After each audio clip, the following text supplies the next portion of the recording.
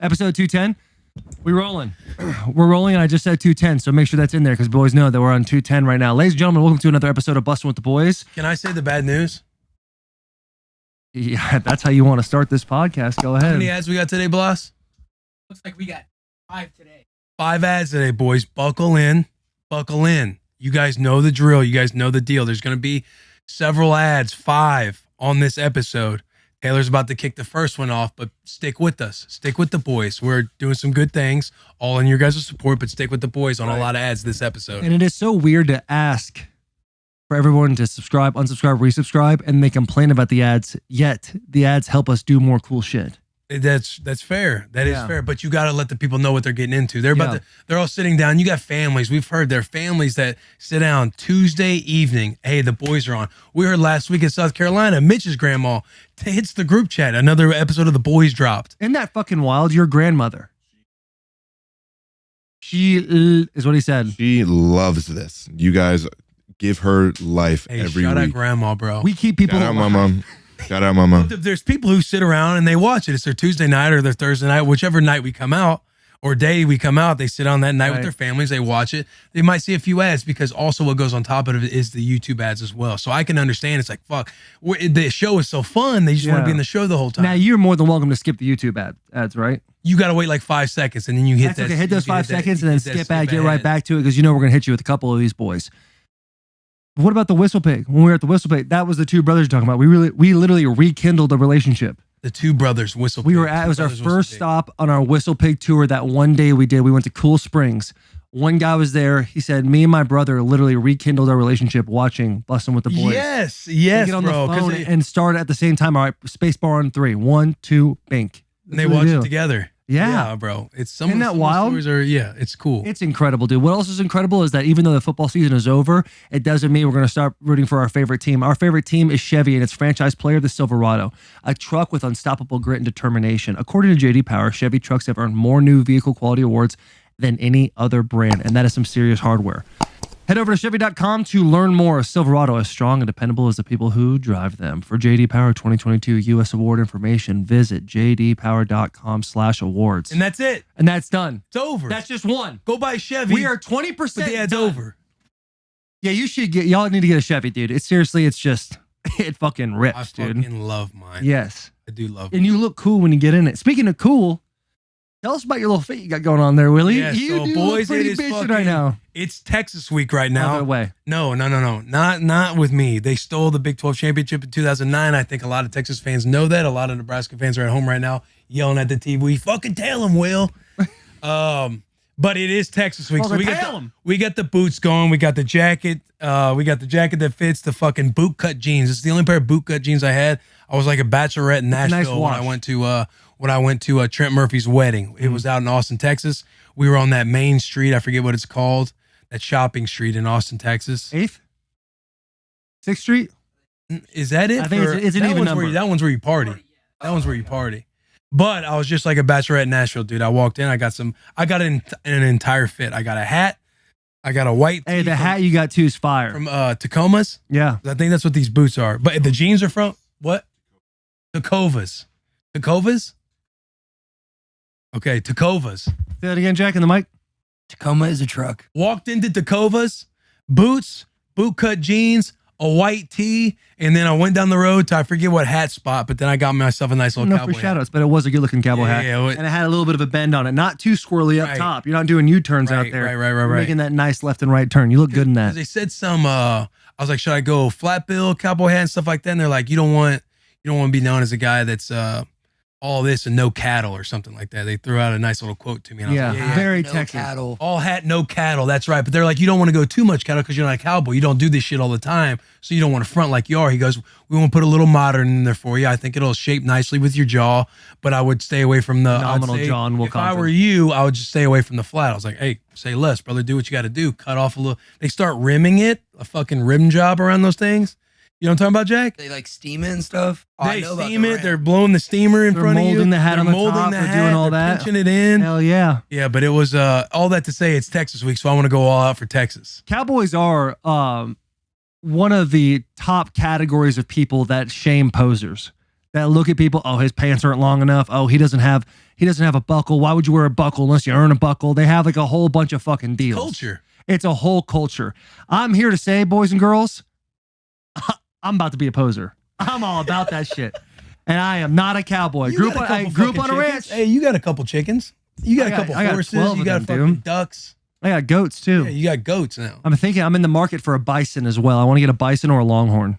Yeah, I saw that tweet. I'd be bitching, dude. I've been one guy, shout out Howie, who was a rookie for the Titans. He's like, my family has longhorn, super low maintenance.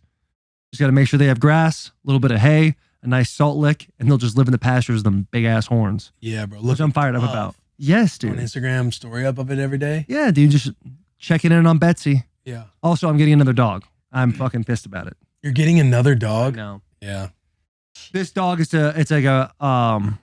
a Great Pyrenees. It's a Great Pyrenees. My wife said, hey, we got to get one to protect the goats. It won't even live in the house. It will never be in the house. It'll just stay out there. Oh, I mean, that's 150 not pounds. bad. I started looking up videos on Great Pyrenees. Them fuckers, there's a story that came out, an article, if you will. I believe it was in Texas, actually. 11 coyotes. Killed them all? Coming in to fucking take down some sheep and goat. It killed 7 of them. The other 4 were like, hey, we seen what you did to our brother. And fucking booked. Yeah, don't think twice about buying that dog. Get that dog. Get the dog. Name something cheeky like over the top masculine, like good luck. Or get him. Yeah. You know what I'm saying? I have Imagine a Great dog Pyrenees named at Good home. Luck. Huh? I grew up with a Great Pyrenees, and he is the fucking man. Really? He's mixed with lab, so he's half white, half black down Ew. the face, and his name is Harvey Dent. Oh, pretty that's solid. a good That's a name, solid dude. name. He will patrol that backyard. Yo, what's Bro, funny is, that's what it's about too. I'm kind of fired up. Like I have my own like security dog ripping out there. yeah, and he's great. living outside the whole time. Doesn't And it's- matter. I don't got to deal with him. I don't got to fucking worry about walking him, pooping him, all that, brother. can Just you shit throw- where you might want to shit. Great Can Pyrenees. you throw up a Great Pyrenees? Because I was thinking some old dog with straggly, wiry hair. And I No, was they're like, fluffy. yeah. They're fluffy You boys. know how they got like the little beards and shit like that? No, not even a It'd be dire sick wolf. to have a wolf though. Oh, those are some cool looking dogs. Yeah, and they go fucking hard. 150 pounds of American Twisted Steel. Yeah, and again, as long as it's Look at outside. the fucking size of that thing. Yeah, it's a big boy. Yeah, there's a puppy out there right now. That's a good boy. There's someone Good out there big in boy. Nashville, or not outside of Nashville, in the state of Tennessee that has Great Pyrenees, and it's literally there's a puppy out there right now who will be my puppy that is already with cattle, learning how to do all that shit. So he's gonna come in. I'll show him the goats and say, hey, you got to protect these boys. He'll just nod at me and go about his business. Give him a treat once in a while. Just let him know. Like, hey, you're being a really good boy. Yeah. Hey, I want you to know they haven't died. Good job. But I'm fired gonna up, be dude. Apparently they pissed. take down bobcats. That I've heard about them scaring away bears. He's gonna be pissed that the other dogs get to live in the house. He's gonna want to know what the fuck's going on with that. They don't know. They don't know because when he sees me, I'm gonna be so proud of him. He'll think, man, it'd be awesome to live in that house with that guy.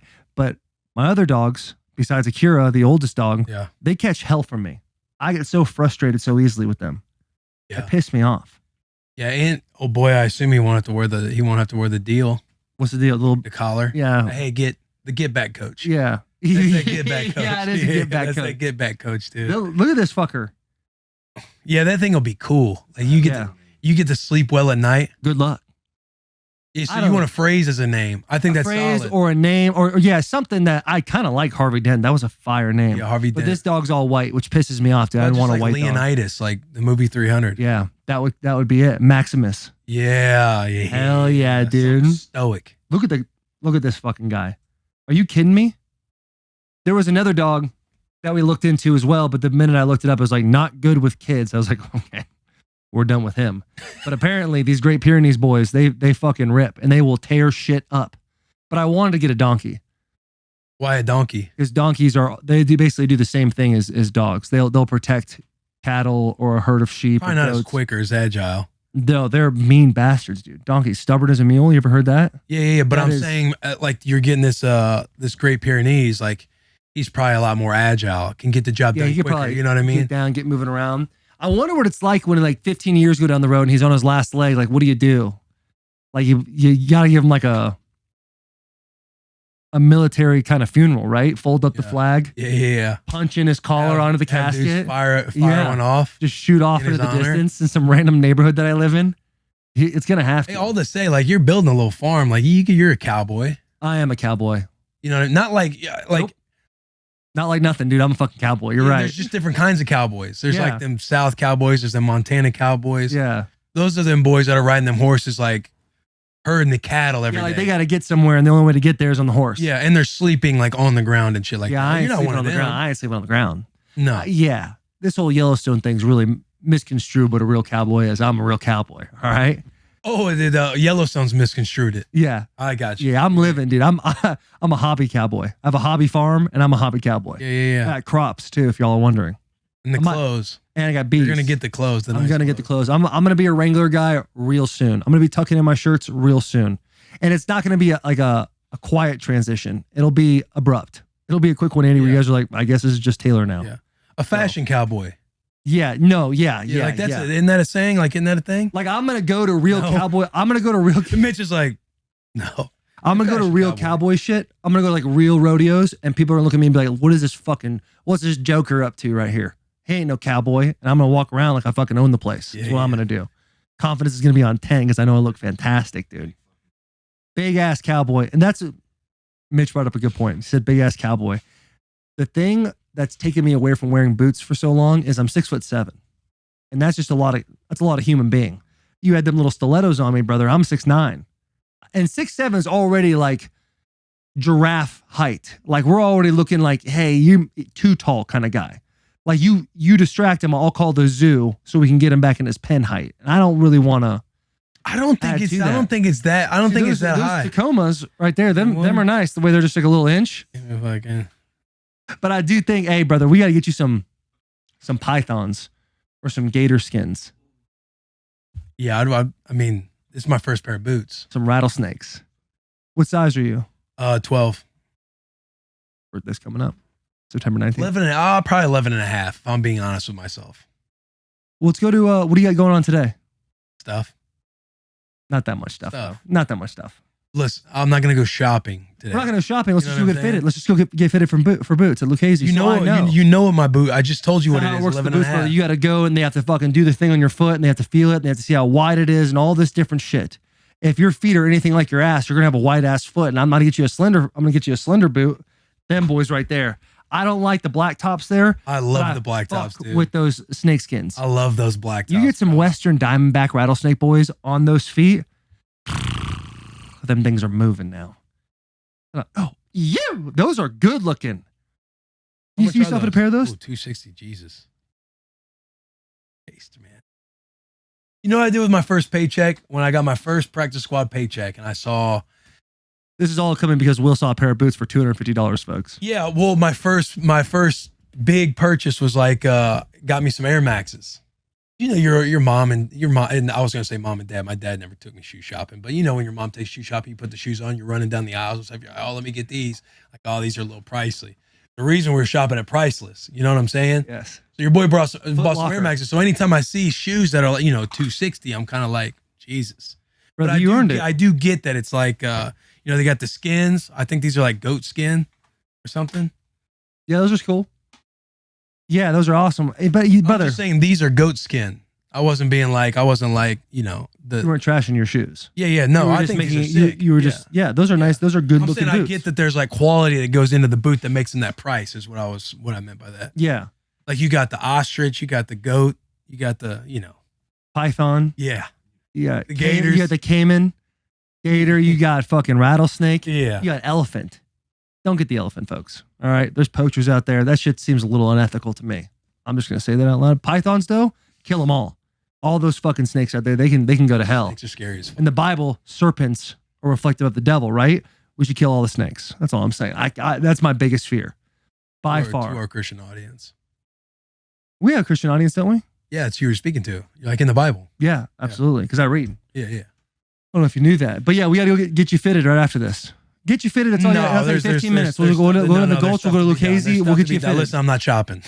I'm not going over there. What do you I'm not mean? getting Fitted. What do you got to do There's today? stuff to do. There's stuff to do. There's things to be done, and there's stuff to do. And Give me one thing. I'll leave it alone. stuff to do with Bussin. I'm a part of that. Yeah, I get it. You get the you go and do the fitted stuff. All right. What else is on the docket, Will? There's stuff on the docket. I don't know. No, I'm saying on the pot. We're done with that. We're on the intro now. We're back. What else was on the intro? I don't want to go shopping for boots today. Okay. I respect that. Why not? I just have stuff to do. Gotcha. That's good enough. Right. That's good enough. That's all you had to say. Yeah. Oh, That is what I said. I'm not sure why you're getting all upset. You're acting real sensitive right now. Hang on. That is what I said. All right. Is that what you said? Yeah, you go, oh, why not? Give me one thing and I'll leave it alone. Why not? Well, Let's you do say I got stuff to do. I would. We're good enough friends where I can figure out. I can know what your schedule is. I can know what you're doing. I know I'm part of most of your schedule during the week. I'm part of most of it. So listen, if you want to be like that, that's fine, brother. If you're gonna get all worked up over going to get fitted 15 minutes for shoes, all good. I'll move away from that right now. Yeah, we're solid. So we got Texas this week. Hey, Hoss. If you're still watching right now, you can still buy tickets because the boys are showing up tomorrow. That show is at what time? 7 o'clock. 7 o'clock? That's at 7 o'clock, yes. And I did notice how Bryn, no, I don't want to throw Bryn under the bus, but I did see that there's 7 to 8:30.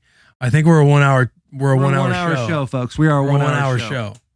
We might run over, but we don't want to put the expectation of 90 minutes. Right. Now. You know Because what I mean? the key to happiness in life is Low expectations. That is correct. Low expectations. we are an hour show that likes to go over for the boys. The VPs or VIPs sold out. So shout out you guys, those fucking tier ones out there. Yeah. A lot of that. General at Mish, I believe there's like 30 to 40 of them biscuits left.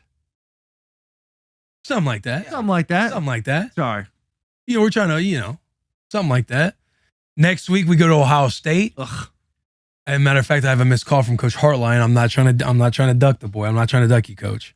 To get set up for Ohio State, and then we go to LSU, and then Colorado. All tickets are up now.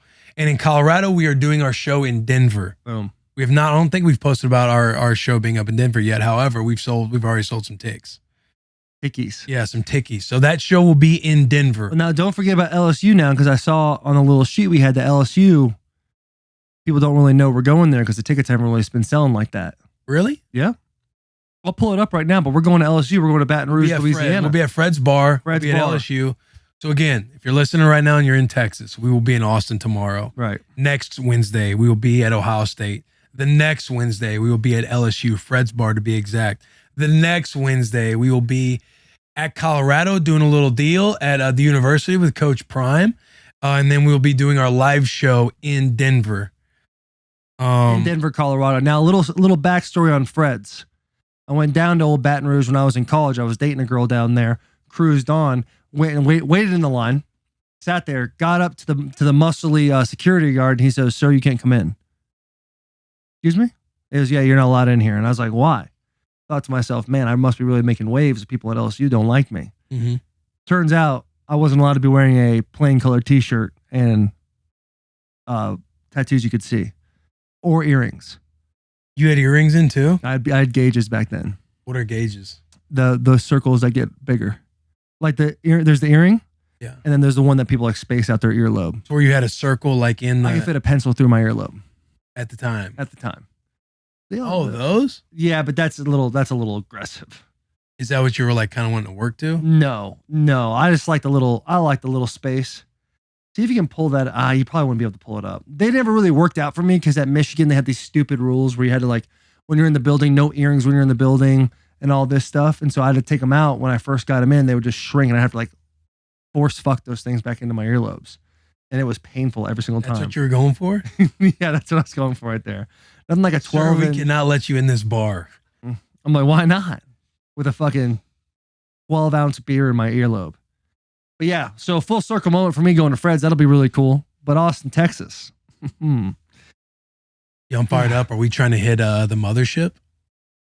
Yeah, I thought that's where we were going. You thought we were performing at the mothership? In Austin, Texas, because I was told we were performing our show, and then right after our show was Joe Rogan's show, but it looks like Joe Rogan's going to be at the mothership. I think because the mothership just opened, I guess Rogan will not be at Vulcan now. That's totally fine. That's totally fine. I sent you that video with Burr yesterday. Yeah. They're showing the bar. It was more about the voiceover because I thought the voiceover fired gave me the fuck chills, up. bro. Yes, absolutely. But also that comedy show, that spot. And that's Rogan's, isn't it? Yeah. Just opened, I think, last week or a couple weeks ago, maybe. I was surfing down the mothership's page a little bit. They've already got 359,000 followers, The 10 Rogan posts. Yeah, for real.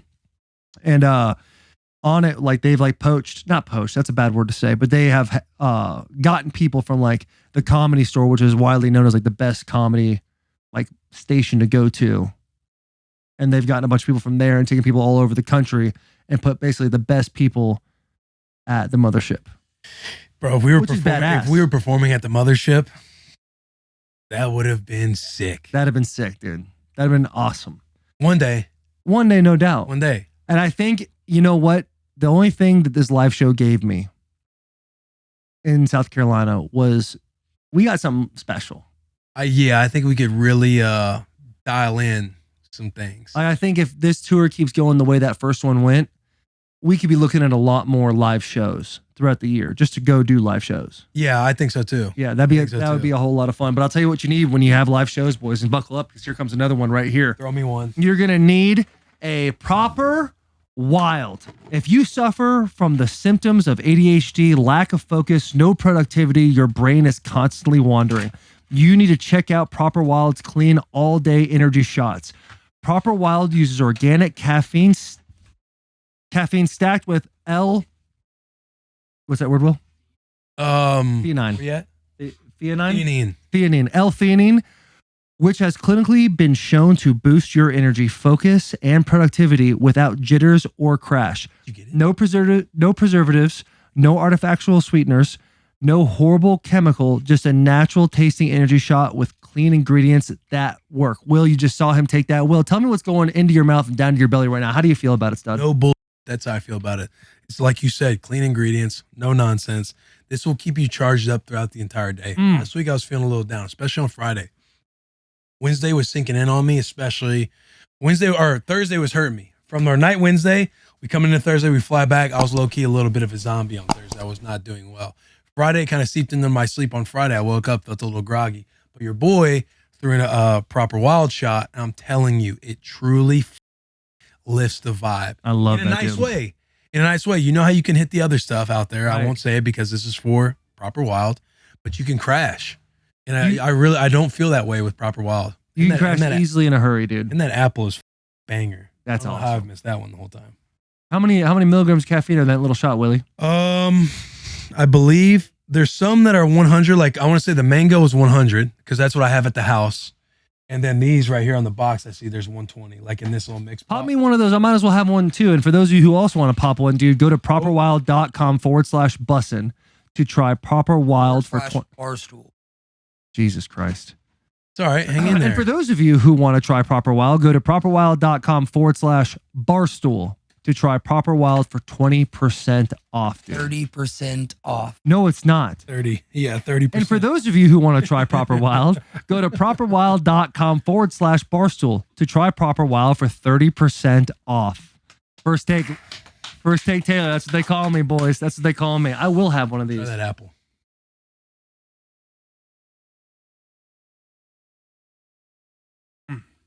Fresh, Yeah.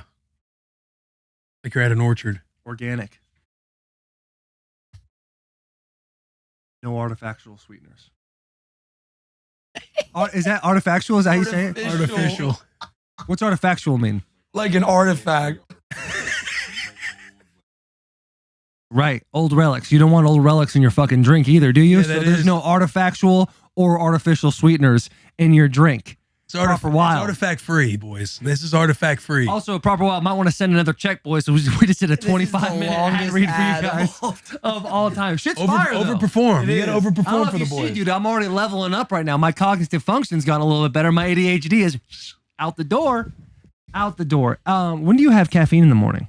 Is it right when you wake up, or do you wait that hour and 30? Depends. It depends if I've been sucking on too much caffeine throughout the week. Because sometimes I get to where because I love the taste of coffee. Yeah, you do. So I do decaf throughout the day. So it really just depends. Like this morning I did half and half. I had that ready. Yeah. And then just threw that Right when you point in, wake so it'll up. be interesting. I hit the button, I turn it on while I'm making breakfast. Got you. 3 eggs. Yeah. 3 Yeah. eggs and a piece of toast. Yeah, 3 Gluten-free eggs and a toast, piece of you go toast. whole wheat on them I boys. do the Dave's Killer Bread, the Power Seed. It has protein in it? Yeah. You need to check out the Franklin factory on Saturdays, brother. They have people that make some fire bread. Yeah, especially like the ones who can make the sourdough loaves. Yes. Yes. Holy shit. Yes. Will and I like to think of ourselves as pseudo biohackers, and I was reading about caffeine. and apparently you have to wait, and like you should allow yourself an hour and a half after waking up to feel the actual grogginess, so your body can like regulate and send chemicals in a certain direction. Yeah. What is it like? You wake up, you probably want to get light. You want to get sunlight. And Yeah, so you want to get fairly sunlight. quickly. You want to drink water immediately, possibly water with some lemon in it, because that'll help your digestive system.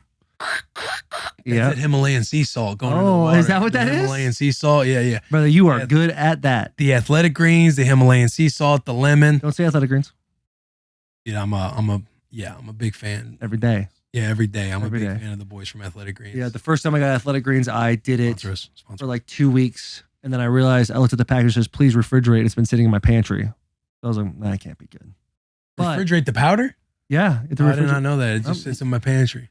No, there we go, Them folks. shits come out nice though, bro. Do they? I'm telling you. You hit a little consistency on the Athletic Greens. Like you're shitting well.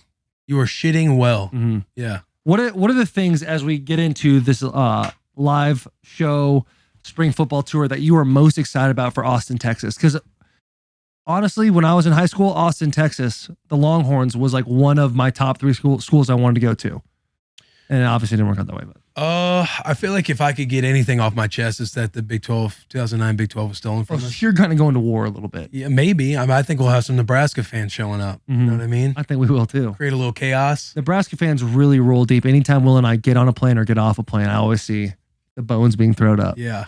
Yeah, bro. Nebraska rolls fucking extremely deep. Mm-hmm. It's like a cult. Yeah, and if anybody knows Matthew McConaughey, we would really like to do a podcast with him. That would be ideal. Yeah? Yeah. Because I'm hearing we don't get to do any players while we're there. Why? I think that's the deal in Texas. Do we do coaches?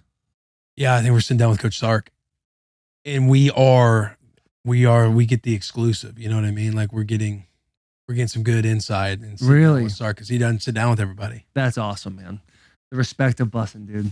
It's growing. It's growing in numbers. Growing a little for sure. bit. Yeah. One step at a time. What step are at a you time. most excited about going Dude, into? I'm just excited to see what that burnt orange and white really has to offer. I want to see those facilities. I want to walk down. I want to walk on the turf, see where guys like Colt McCoy, the legends, walk through. As I was in high school, watching highlight videos, watching guys like Michael Griffin, fucking lay the boom. And they had this fucking 2006, 2007 fucking highlight film. And it was like, I'm pretty sure Brian Arakpo was in it. I'm pretty sure Michael Griffin was in it. And it was like here comes the. And dude, that shit, I would watch that in high school getting fired the fuck up. So I'm kind of stoked just to see it. I've been in Austin one time. It was for a bachelor party. Wasn't impressed. I'm just saying that. So my expectations are very low. Hopefully my socks are blown off. But I went there, a lot of homeless. There were a lot of homeless people out there. A lot of homeless people. A lot of homeless. Walked down the road. I said, my goodness, there are a lot of homeless people on the street. And I saw that and people, but the issue is, like we say all the time, my expectations were high because when I was going to Austin, like a month before, I would tell people, hey, what are you doing? Oh, I'm going to Austin for a bachelor party. It was Chris Brown's bachelor party, not the singer, the hockey player. And people are like, if you like if you like Nashville, you're going to love Austin. So I already walked in there with an expectation of being Nashville on steroids. I didn't get that vibe. I was only there for 48 hours, in and out as they go, get in, get off, get out, that type of mentality. So I'm excited to really settling in and seeing what's going on. I will be there for 24 hours this time, but I'm going to soak in every bit in the 24 hours. Yeah, my bachelor party was at Austin. It was not Austin. It was at a lake outside of Austin. Right, but we went out in Austin. I'm sure it was a fun time too. Do you want to do this? No, I was just saying mine was in Austin. I liked Austin. I'm going to throw I you don't know that. where your head's at. I'm going to throw you that bachelor party. I'm going to throw you that bachelor. Don't you worry. You're just throwing me a celebration. It's not you missed the bachelor party. I'm throwing you a bachelor party. I mean, if you got to renew your celebration. vows eventually. Why not year 2? Just like a 10-year redo the vows, but before we redo these vows, we're gonna go on another bachelor party. Right. But we'll do it. Renew the vows 2 years in. You want a 2-year anniversary. We just go on a dude's trip, man. We could go on a a dude's guy's trip. trip, a I tried guy's to go on a dude's trip with you to Cabo. That was more of a couple's trip. I was sick the whole time. Yeah. I just don't do right by you when it comes to Yeah, trips. you do not perform well. No, on I these trips, fucking don't, man. dude. You do not I'm- perform well on these trips. I'm a piece of shit. I'm sorry. We can set up a guy's trip. We set up a guy's trip. We can pick wherever. We can collaborate on where we go. If where you we want to go. If you were gonna, where do we want to go? Yeah, I'm saying we can collaborate on where we're gonna go versus like Yeah. make it about me and be like, hey, this is your fucking bachelor party. Yeah, because I do think about where I would take you if it was all about you. I'm thinking Lake Havasu would Where's be that? that. That is south of Las Vegas near the Arizona border. And that is where Girls Gone Wild started. But it's also like a big party. Like people do the redneck yacht clubs. They tie their boats together. It's a fucking blast. It's a fun time. People in Arizona go up there all the time. Everyone's talking about it. I've never been, but I know big lake boy.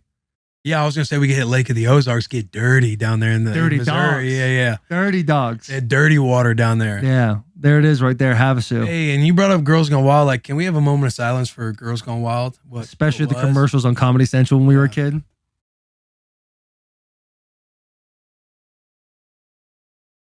Man, you always hope to get one off before that commercial runs out. You know what I mean? It was always yeah, like a dude, you're game. out there fucking beating that thing, and all of a sudden an infomercial come on for like some Like, sort of like I don't know, wipe away. This is the channel where you get the commercial and you just wait for it. Just fucking wait for it. Have that remote on piece in last, hand. on previous. Yeah, getting ready to go. You had previous? You mean talking about Just the remote. If your parents walk in, you hurry up and hit previous back on ESPN. Yes, dude. Hit it back That on was a ESPN. big deal. I remember me and the boys in like elementary school, we'd have sleepovers and we like go to on the cable channels and get into the 90s when I got all fuzzy. But brother, if you got like 94, 96, because they would jump, it wouldn't just go like by the numerical order. Yeah. You jump in there and every once in a while that fuzz would go away and a tit would pop out. And you're like, oh, brother. You boys see that right there? Yeah. We're living right now. Think about 4 8-year-old dudes just right close to a TV. It was something special. It's got it easy these days, man. You got all these websites now. Like we had to get it. And even the fathers before us had to get it even crazier. But we're trying to get it to commercials, music videos, magazines. The music videos went hard. Posters. Like in your room that you pin up. Yeah. I remember like kissing the Poison Ivy poster on Batman. Remember I was telling you about that? Yeah.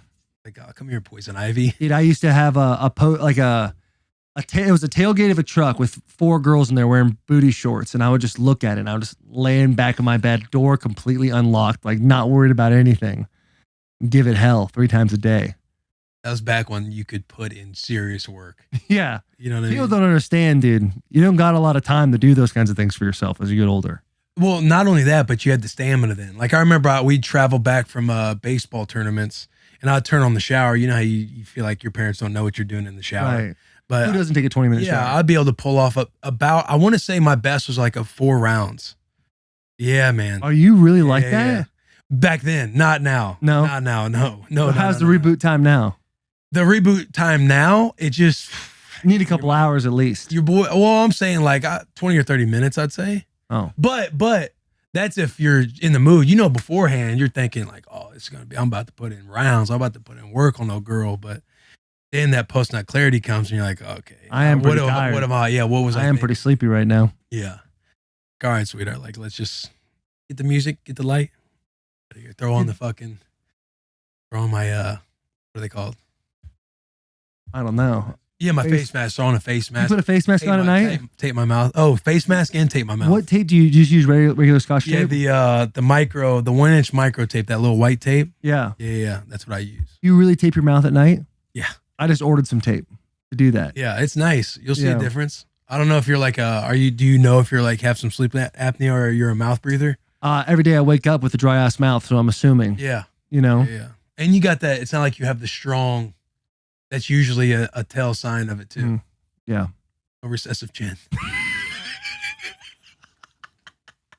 Anytime your chin goes right to your throat, you usually sleep with your mouth open, boys. Anytime your chin is descending to your This Adam's guy's apple. fucking right now listening to this going, God damn it, dude. I got that Lawan chin, bro. Looking in the mirror and looking sideways like, I know. fuck. Yeah, fuck, dude. Sometimes the boys catch photos and I'm just like, talking. It's fucking just, my chin's just going straight down to my collarbone. It's like, fuck, dude. But yeah, maybe I'll tape that thing up. Maybe I'll see a big change. Maybe, who knows? You might. Yeah.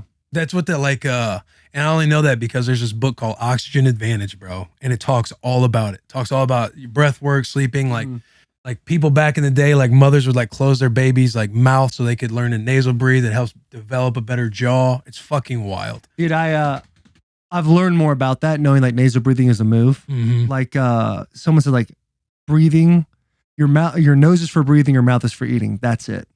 Like that's how it should be. Mm-hmm. And like Willow, she's out there mouth breathing all the time, bro. I'm like, hey, we'll be sitting there, she'll be watching TV.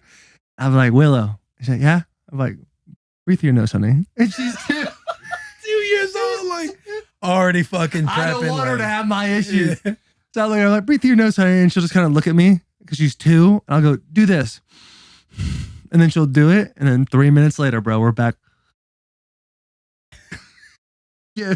What's wild is like, you know, when you start like assessing yourself throughout the day, you don't realize how much you actually fucking mouth breathe. Yeah. Like driving in the car, everything. You'll just catch yourself shallow breathing, mouth open. Yeah. It's like when I'm listening, just Brother, sitting there but like, you're a mouth breather, but yeah, you got for a sure, strong sleep chin. apnea.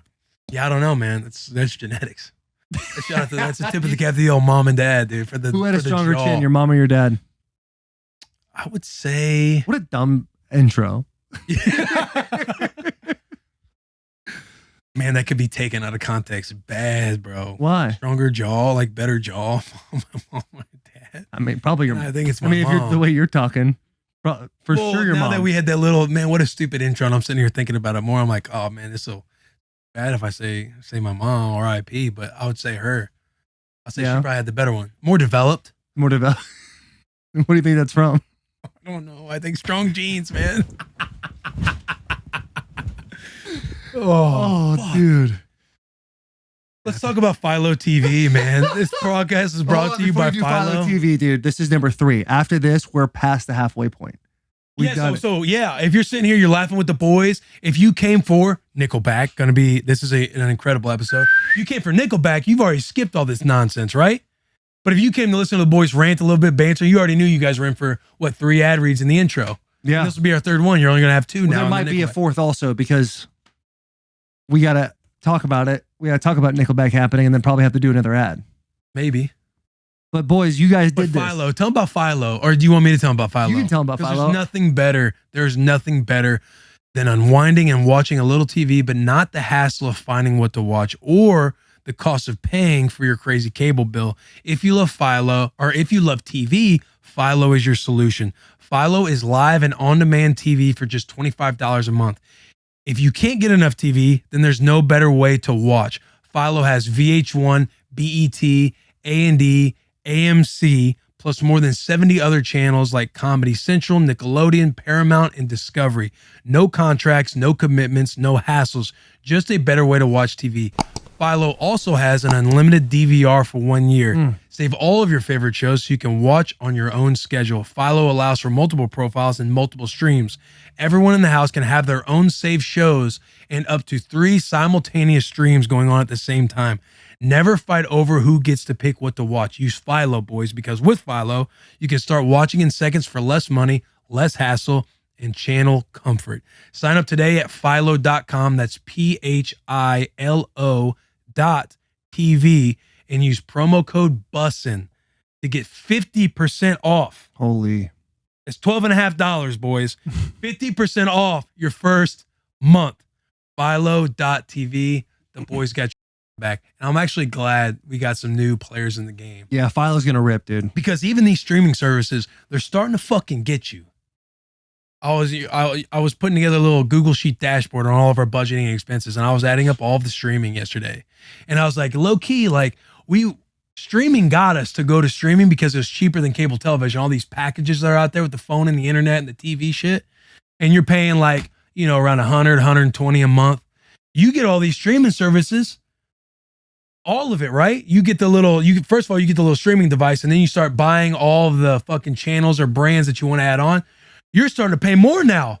And I'm starting to get emails that are like, hey, here in a couple months, we're going to start upping your price. We're going to start upping your price now to fucking X amount of dollars. I'm not going to say any names because no free shout outs. Right. But you guys know what I'm fucking talking I don't about. think that would be considered a shout out, but I get what you're saying. Yeah, You also don't want to soil the boys. Yeah, I'm not 'Cause we're trying to for the spoil the boys. boys. We're Yeah, for the yeah, boys. because we're for the boys. And we're But high vibes. they're fucking they're getting over you now. And I'm starting to notice. There's snakes are starting to be shown. Dude, cut the fucking grass, dude. Yeah. So you can find the snakes. Yeah. Philo's getting it though, dude, because they're bringing cable. Cable is officially going to be a shout out, no free shout out someday. Like, hey, you guys remember cable? Remember just getting on cable television doing that? Like, that's where we're headed. Cable's dead. I'm getting rid of cable. I'm over it. I'm done. Yeah. 'Cause No, you I'm can with literally you, just bro. get that little Apple TV deal. Shout out Apple for just having like a fucking conglomerate of shit going on. You get the Apple TV, you get all the apps down. You get the Philo TV on the Apple TV. Now you're living the dream. You got cable, you got everything. Yeah. Fucking Good for you, Philo. Yeah. Good for you. Should we talk about Nickelback now, folks? Oh, boss. Nickelback. You want to talk about Spencer Lee at all? Nickelback, the greatest band of all time. I just wanted that for the clip. Yeah, we can talk about Spencer Lee, probably the biggest upset in wrestling history. Are you familiar with Spencer Lee? I saw your tweet. So Spencer Lee, he came on the bus. Our like first collegiate athlete to come on the bus. Where was that? Was this during the season? This was during the season. Got you. Dude is a fucking stud. Arguably, he's a Mount Rushmore type college athlete to step on the mat. Really? Light, so those guys, I feel like if you're lighter, you have more of a chance to win 4 in a row. You know, all them natties. But Spencer Lee, wrestler out of Iowa, the dude is a fucking stud. He was going for his 4th national title. So there's only been, help me out here, I think there's only four four-timers in the history of wrestling. And he was going to be the 5th. Wow. And he gets upset by getting pinned in the last few seconds against, a guy from Purdue, right? Yeah, the kid from Purdue, Ramos, I believe. Which is like, you know, he gets pinned. He was going to lose anyway because he was getting those fall points. What's a fall point mean? So he had him on his back, so they're counting. So no matter what, he's getting 3 points, I believe, if I remember. I did see there were a couple new rules I was learning about while I was watching. But growing up in the fucking wrestling world, like he's sitting here, right? He's near falling him. I mean, if he gets his shoulders on his back, boom, pin, it's over. The match is over. But right now, the ref isn't counting anymore because he's already hit the metric for getting 3 points on the mat, like having him on his back. He counts 1, 2, and then you get 2 points. But once you pass 3, you're going to get 3 points now for whenever he does get off of his back. Right. But if he gets both shoulders to the ground, pin, it's over. So the match was winding down here. He was going to lose anyway unless Spencer pulled something out of his ass. But he ends up pinning one of the greatest wrestlers of all time to go to the finals. And this is like one of the biggest upsets in wrestling history, I think. I mean, that's without fucking actually doing my homework on it. A lot of homework on that. And this is when he pins him? Yeah, pins him. His mom gets so fucking pissed off. I don't know if they're going to show it. She breaks her glasses. She's hugging somebody, screaming, like, no! Takes off her glasses and just start crunching her fucking glasses. Pulls a Frank the Tank on him. Yeah, just starts breaking everything around her because, you know, her boy lost. But Ramos, then he goes on to the finals and he lost in the finals. He lost in the finals? He lost in the finals. Dude from Princeton ended up winning. Here's his mom. Check this out. You're trying to think, yo, get off. Oh, man. Talk about living vicariously through your child. You're in it, bro. Yeah. When you're in that wrestling culture, man, you are fucking like, you know how you feel yourself. You're probably watching Chandler fight. Like when we were in the bar that one time, you're kind of like moving with the boy. Yeah. Bro, when you're up there and you see like when Cody was wrestling, Cody was the fucking man. But you're literally, because Cody lost one year, he ended up having what's the throat sickness? Kissing. Strep? The kissing. Oh, Mono. He ended up having mono, but Cody lost to a freshman after going undefeated throughout the year and lost to a freshman who was solid. But Cody lost in the semis going to state. And when I tell you, we were all so fucking mad that Cody lost, bro. No shit. It was wild. But it's like when you're in that wrestling world, in that wrestling community, like it's your fucking live and die watching these matches. The environment at a wrestling tournament is top notch, man. Like literally next year, we should look to like go to this and see if we can do like vlogging or get in the wrestling culture a little That'd be awesome. Because the culture is sick. Everybody's fucking screaming, yelling, like everyone's around the mat. It's one-on-one, bro. And everyone's fucking watching you close up, intimate. And again, it's like wrestling culture. It's like cowboy culture. It's like all these cultures we talk about where everyone's fucking die hard. It's dude, it's exhilarating. And seeing Spencer lose, I was bummed because that was the boy. He came on the bus. But yeah, the boy got upset. That's a heartbreaker for him because it would have been sick to see him do 4. I didn't even know he was even at the opportunity to become in that prestigious league of being on the Mount Rushmore of wrestling. 5. Yeah, he would have been 1 of 5. That is fucking wild. Oh, he would have been the 6th? The 6th.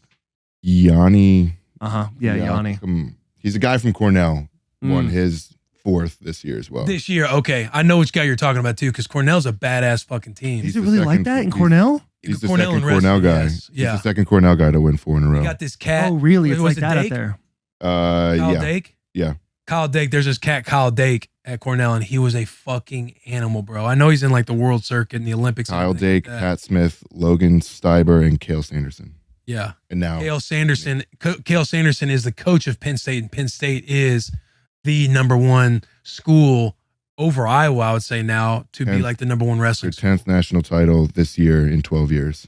International title in 12 years. And their head coach, Cale Sanderson, who's one of the 6 now, do it. And Logan Steiber, he was in the same circuit as Cody and that group growing up. So we had saw Logan wrestling at these national tournaments when he's 6 years old, bro. The wrestling community is wild. The wrestling community is wild. I would love to talk. I'm excited to get into that because I know we're doing some martial arts soon. Yeah, we're gonna start getting on the mat a little bit. I'm excited to get into that world. Yeah, and we should get fucking Jordan Burroughs on, who's arguably the GOAT of it all. He wasn't a 4-time, but he's like was he a 2-time Olympic gold medal? Jordan Burroughs, he's a Husker. He's a Husker. Oh, so he'll come on for sure. Yeah, I whooped his ass in Madden at Thanksgiving one year and had. I thought you were about to say wrestling. I was like, oh, you really like that, boss. You really like that. No, your boy was just a state qualifier in high school. Like, I'm not in the realm at all with these motherfuckers. When you were in high school and you saw Cody doing so well, was there a level of jealousy you had? A little bit, because Cody was the man. Cody was the man growing up. Like it was around Cody's world growing up, and like football, like there's not this individual sport. Like Cody was a national champion. Cody was a senior national champion coming out of high school. What is then when you say national champion? Stop yourself and say senior national champion. What does that mean? Is there are there different levels? So Cody, when you win state, you qualify to go to senior nationals. So everybody that won state throughout the country can go participate in the senior nationals in high school. Even if you're not a senior.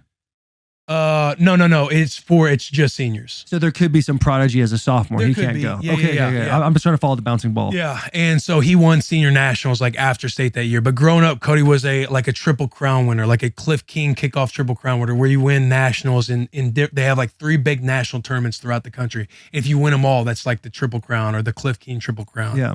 He'd win the triple crown in state. There'd be 3 big state tournaments that we would drive and travel to, stay in hotels, and he would win all them motherfuckers. The best I ever did in state was second. I never won state, so I would always get the silver medal.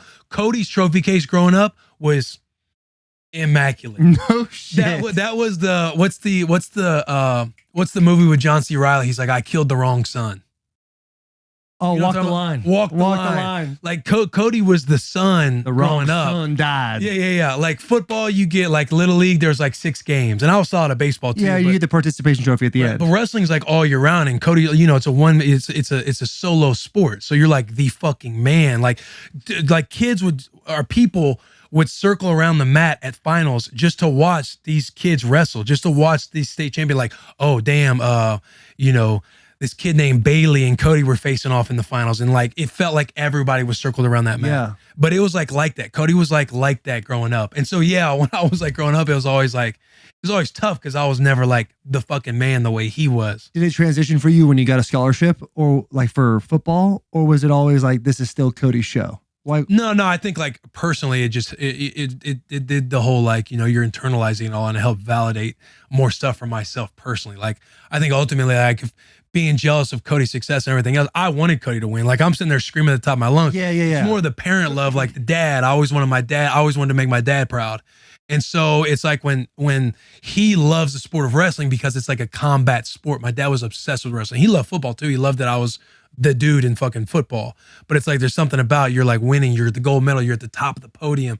But when I started getting scholarships and everything else, I think it helped me more with like just like self-confidence stuff. Not that I had a lack of, but it's just like, okay, now like, the trophy room, stuff like that, you just have more stuff to hang your hat on because you're not seeing silver medals up there. You're like, oh, I'm getting scholarships to go play ball. And then Cody and I would get recruited together when I would visit Mizzou, Iowa, Nebraska. When I went on those trips, Cody always came with me because they were recruiting Cody as well because Cody was only a year behind me. Yeah.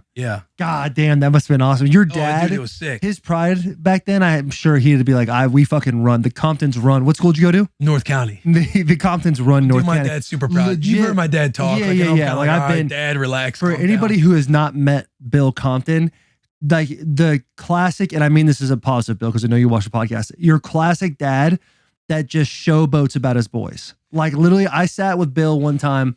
Literally, I think I tore my ACL. I was like, even before I got surgery, I'm like, my leg is posted up. Like this is 2020. Yeah. And I went to Will's house, literally found out I tore my ACL, and I went to your house after that. I didn't even go home. I stayed, drove with you, and you're like, let's go hang at the house. Let's go hang at the house for a little bit. I get in there, and Bill starts talking about how, hey, Will really is a glue guy, isn't he? And he starts going, I'm out here thinking to myself, my first injury I've ever had, ever had an injury in my life, not fucking going through it. And Bill's like, hey man, Will really is. He's a glue guy. He's a guy you need in that locker room, isn't he? Dog. Yeah. My dad was He 100% is, Bob. He's one Bill. of them cats. He's one of them dads that like you read the stuff going on out there, and he was always really on curious. the message boards. Yeah, always really curious. He always wanted to talk to me about it. My mom would always keep him at bay, like, yo, leave him alone. Like, don't bring your own shit into him, because your dad, you know, the old man is one of them old. It's one of the old guys. It's one of your dads that is like he always wanted that validation. Like, hey, because some of this stuff's being said. Like, you know, what are your thoughts? And you're just like, Dad, like, fucking. Leave that shit alone, man. But he is super proud, bro. And to go off that story, Will really was like the teenage, like high school kid that was like, Dad, stop. Dad, stop. He doesn't need to know this stuff. Yeah. Like, just again. And then I think he even stood up, took a drink, and goes, all right, I want to say one more thing, and then I'll be done. And then I'll be done. Yeah. I'm like, fucking Dad, for Dude, the love of God. Bro, it is so funny because as a friend, like you said there, you don't care, but you just see Will mentally going through it. Like, fuck, dude, you're embarrassed. Like, legit. Will was getting embarrassed. Yeah. Getting We're embarrassed like by Bill. 28, 29, 30-year-olds fucking just got done playing a game. Yeah. And my dad's talking to us like we're all in high school, fucking sitting on a couch like, Dad, for the love You of got a real God. future ahead of you, kid. I'm telling you, you keep it up the way you're going right now, you're going to be all right. You're going to be just fine, dude.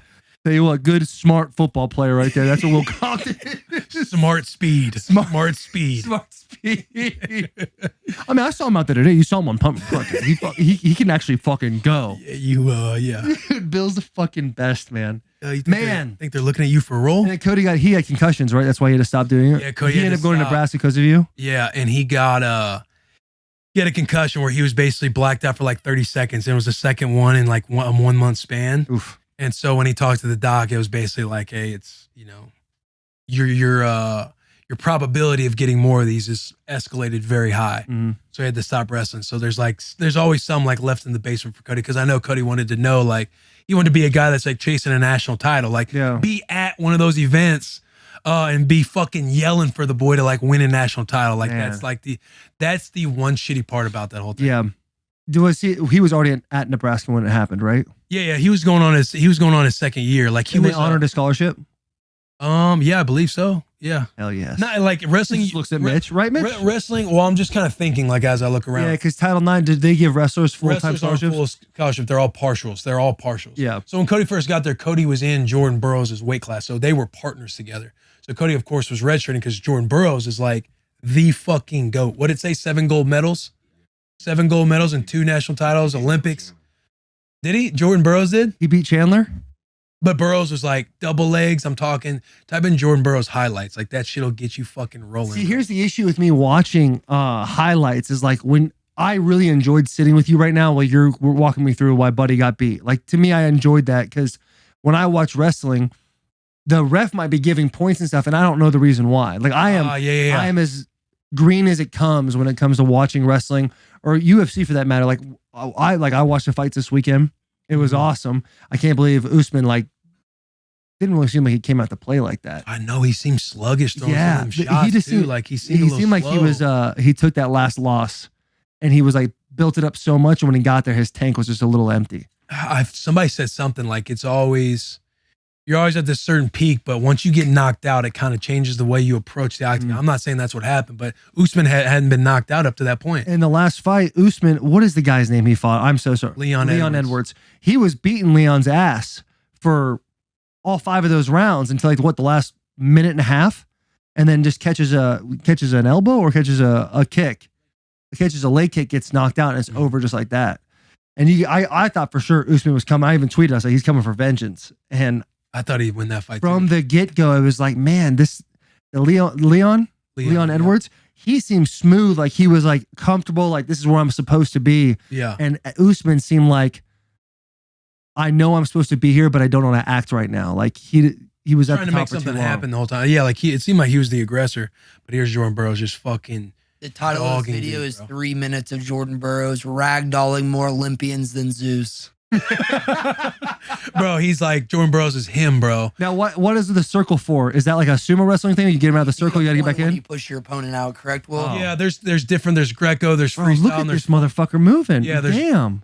freestyle, Greco, and folk style wrestling. So the one we were watching of Spencer Lee, he's in folk style. But when you're doing the Olympics, Oh shit! when you're in the Olympics and everything else, that's more freestyle and Greco. You don't see as much folk style anymore. So a lot of throwing, a lot of like getting guy, you know, if you're like pushing him out of bounds. I'm not privy on all the rules because I grew up doing folk style. But I mean, you watch Burrows, man, like he really is like his double leg is patented. I'm sure he's got the thing copyrighted. But he's a stud. Did he ever lose? I mean, he's lost. He's definitely lost, but did he lose? Yeah, I'm sure he has. I'm sure he has in the Olympics. But I know when he was going and he was like goated throughout the Olympic run, Worlds, like he was winning Worlds, the Olympics, everything. Like they would end up doing like one-offs to where he would wrestle in the middle of Times Square. God. He'd wrestle in the middle of Times Square against like maybe Kyle Dake, the dude from Cornell. But it's a cool world to be in. That's why I'm obsessed with brackets and things like that, because you just grow up doing the whole bracket game. Who's the one seed? Who's this seed? You hear people arguing in all those meetings. Who's going to be the one seed? No, my kid's this, my kid's that. But yeah, bro, this dude is fucking goated. And I've been on him before. Askren? Yeah, he beats, I mean, look at it. 9-0. Yeah, and so like Kyle Dake. This is against Kyle Dake. And Kyle Dake's one of the four-timers. Look at him. And he's getting points right here. He's getting points by doing that gator roll. Yeah, he's getting points. Man, that's fucking cool. So is there a certain amount of points you can go to in wrestling to where it's like, hey, you hit 21 points, you're done? In freestyle, I'm not sure. It might be 7-0, and then that period, like that round stops. Freestyle, I'm not as privy to, but folk style is called a tech. It's 15 points. You get 15 points, it's over. Folk style. Folk style is what we were watching with Spencer Lee, to where you're top, bottom, the whole game of wrestling. And when you say top, bottom, it's not a gay thing. You're talking about... yeah. It's not a gay thing. I'm talking like when the period's over and then we flip the coin and my ankle, like say my ankle color green hits, I get to either defer to you, pick top, bottom, or neutral. So I can pick top or bottom. Stop on top, and the dude will be on all fours. If I pick bottom, if I'm really good at bottom, I know I'm going to escape or get a reversal on you. Easy, because you get a point for escape or reversal. You get 1 point for escape. If you get reversal and you get behind them and control the hips, that's 2 points. If you're on top, that's 2 points. Yeah, I'm interested in getting to this. This sounds cool. If we should go to one and like we can just talk through, because it's a fun sport to be involved in. Damn, and it's kind of it's over now, right? Like it's over right now, yeah. But when's the next big match or the next big? Maybe we go to a high school nationals. Yeah, that'd be fun just to do, right? It's a fun sport. I'm telling you, bro. And the parents and everybody in that culture, I'm telling you, everyone lives in the wrestling. For real. Yeah, it's that life. Yo, that fires me. I'm kind of bummed. Like I never even sniffed that world. Yeah, never even fucking sniffed it. Oh, Mitch, use the mic. Like being a wrestler, like the life of having to cut weight and make. Dude, it's the worst. Well, you remember Will talking about crying in the back because he had these protein shakes he could eat and he was so hungry. Dude, I quit at 6th grade and I was so scared to walk and tell my dad that I didn't want to wrestle anymore. Yeah. Dude. My college roommate's little brother did it, and he would eat like a piece of lettuce a day because he couldn't eat anything because he had to make weight. No shit. Yes. That's like my parents wouldn't let me eat badly if Cody was in the middle weight cutting. Like, hey, you can't do it in front of him. Like it was, and then when I wrestled my junior year, it was only because like I either had to wrestle or I was grounded throughout the entire winter, because I told my mom I'd play baseball the spring before, and that's why I wanted to start just focusing on football and like training and stuff like that all year round. And since I didn't hold up to my word, she was like, you can either be grounded all winter or you wrestle. Your mom said that? Yeah, because they love wrestling. My dad too, but my mom was the messenger about it. But so then I wrestled. But wrestling fucking sucks, bro. But like to live that life. Going to your parents to tell them you want to quit a sport is the scariest thing as a child. Yeah, I tried to quit football. Really? Yeah, my freshman year of high school. Yeah, I was like in a lot of trouble. Like I had some legal stuff going on, and my dad's like, "You got too much anger. You're playing football." So like July in Arizona, super fucking hot. I go to like the August camp, like when they start like getting in, they're all in the shorts and stuff, and they're putting us through drills like stations. Halfway through, my dad's sitting in the stands because hardo dad, right? Like he's fucking watching the boys in underwear fucking rip around. I go up to my dad. I literally went to go get a water break. Went to my dad. I said, "I'm done. This is too much." My dad goes, "All right." See that guy in the visor? And it was the head coach, Chad DeGrenier. And he goes, "Go tell him you quit. I'll be in the car." And I couldn't do it. Which is the right move. Like it's like, hey, if you want to stop, you got to go do this fucking yourself. Move. You got to go do it yourself. But yeah, I think that's the only time I tried to quit a sport. And obviously, thank God it worked out. Like, thank God I didn't quit that day. Yeah, no shit. Fuck. No, could you imagine you fucking quit ball, dude? Dude, quitting ball? God. And it was, yeah. That was like the hardest time. Because you want to quit so bad. Yeah, you want to stop. But you're also looking at your parents like, they love this. Yeah. Dude, I wanted to quit after my first dual meet. I got beat by this kid from Pacific. And I got hit with 3 3 stalling calls for points. So that means I had a warning first and then 3 more stalling calls. Because I was what is a stalling call? I'm not moving. I'm not doing nothing. Brother, I was so gassed. Yeah. I was so gassed. He was just leaning his weight on top of me. And I just couldn't really move. I was so worn down. And so I'm getting hit for stalling calls. I end up losing like 9-0 or 9-1 maybe. And I remember going and sitting on the bench and telling Jason and Cody, Jason, he went on scholarship to go wrestle at Cornell. And Cody, BC, and I'm like sitting next to him because I was basically forced into wrestling that year. And I never went that. I always tried finessing practice because my partner was Jason, the Cornell wrestler. And he would just dog me every day. But I went and sat down on the bench afterwards. I'm like, yeah, I'm fucking, I don't want to do this. Like, this fucking sucks. I went home, told my parents, like, I'm not fucking doing this. And they're like, you have to do this. And I ended up, Bro, they said you have to do this. I ended up like gutting it out and ended up beating that kid by the way, full circle, I ended up beating that kid from Pacific in districts because I got my shit together a little bit more because I was embarrassed. Yeah. I was ashamed of the performance I had out there and I was embarrassed. So that's what made me like want to quit. But yeah, dude, like going to that mental, like, yo, I suck at this. Like I hate this. Yeah. Like, what am I fucking doing? All because you guys want me to fucking wrestle because I went back on my word. But yeah, bro, there were some difficult times. There's this one kid I beat and then I lost to him a second time. I went up to the stands. My mom's like, don't talk to me. Oh, no shit. Yeah. She goes, she's like, if you're going to put a performance like that and then not care after you lose, like, I don't want to hear what you have to say about it. And I'm like, all right. Hey, that car ride home was tough, huh? Yeah. It was tough. Out there, just the crackling of a potato chip bag while you're trying to eat. Yeah. Damn. Because I go out there with a mindset on if the kid was good, and I'm like, in my head, I would already kind of defeat myself. I'm going to try to hit this kid with an over-under, and if I don't hit this over-under on him, he's going to sink his hips and probably pin me. And so the over-under didn't work. And you let him pin you? Well, I didn't like let him, but I went to my back, and you're kind of like, you just get fucking pinned. What's an over-under? Pull up an over-under. An over-under is like what Paul was working with us on at the UFC Performance Institute. We have an over on one arm and then an under on the other, and you're trying to hip him over. Oh. So I'm trying to get leverage to fucking hit him with an over-under. Right. So that way you end up on top and can pin him and get the match over with. Yeah. So it's like pin you were a start fast, finish fast type guy. Pin or be pinned because it's a fucking grind out there in that. Really? Now. I went against, because I was a 4 seed in district and went against the state #1 guy right out of the gate in state. What now? How did that work out? Wasn't there like a lower seed? Didn't work out well. Yeah. So when you're in districts. So this is the over under right here. We can play this on our YouTube channel, right? Or are people just gonna watch me watch this? No. You All throw right, up a GIF, maybe over under throw or some shit. But this dude, he was committed to Mizzou. I forget his name. And I had him, I think I pulled him in the first round. Or maybe I got to the second round. I can't remember. And I was like, yeah, pin or be pinned on this motherfucker, dude. And it didn't work out. I was done in 30 Did he end up winning? Yeah, I got pinned in 30 seconds. No, did he end up winning the whole thing? Yeah. He was going to Mizzou. Like, he was the #1 guy in the state. Yeah, and Missouri is like... Missouri then was a good wrestling state. And It's not anymore? I don't know. I haven't been in like that world. You know what I mean? Like, Yeah. you would know about all the rankings. You know about all the families. You know about just who's like high going to be. school ball. Yeah. You know who's you going were to be very on. aware of who's who in the zoo. You know who's going to be on Team Missouri to travel the national circuit. You know all that stuff. And again, it's like Logan Stieber. We were like in around a lot of these families when you travel nationally. And Cody was always him. Like, Cody was fucking him on the wrestling mat. That's fucking cool, man. Yeah, it was a fun world to be in. Do you think Cody could have won a national championship in college? I think so. He would have been an All-American for sure. God, that's fucking rad.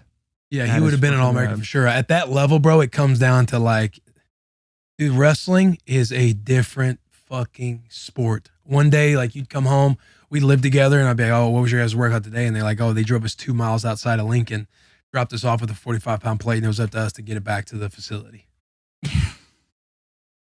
With the garbage bags around your body and shit like that? Yeah, taped up? when you're cutting weight, you're doing all that stuff. Like, I've told you, like, close the bathroom, stuff the cracks of everything with towels, Yeah. and turn on the hot shower if you didn't have access to a steam room.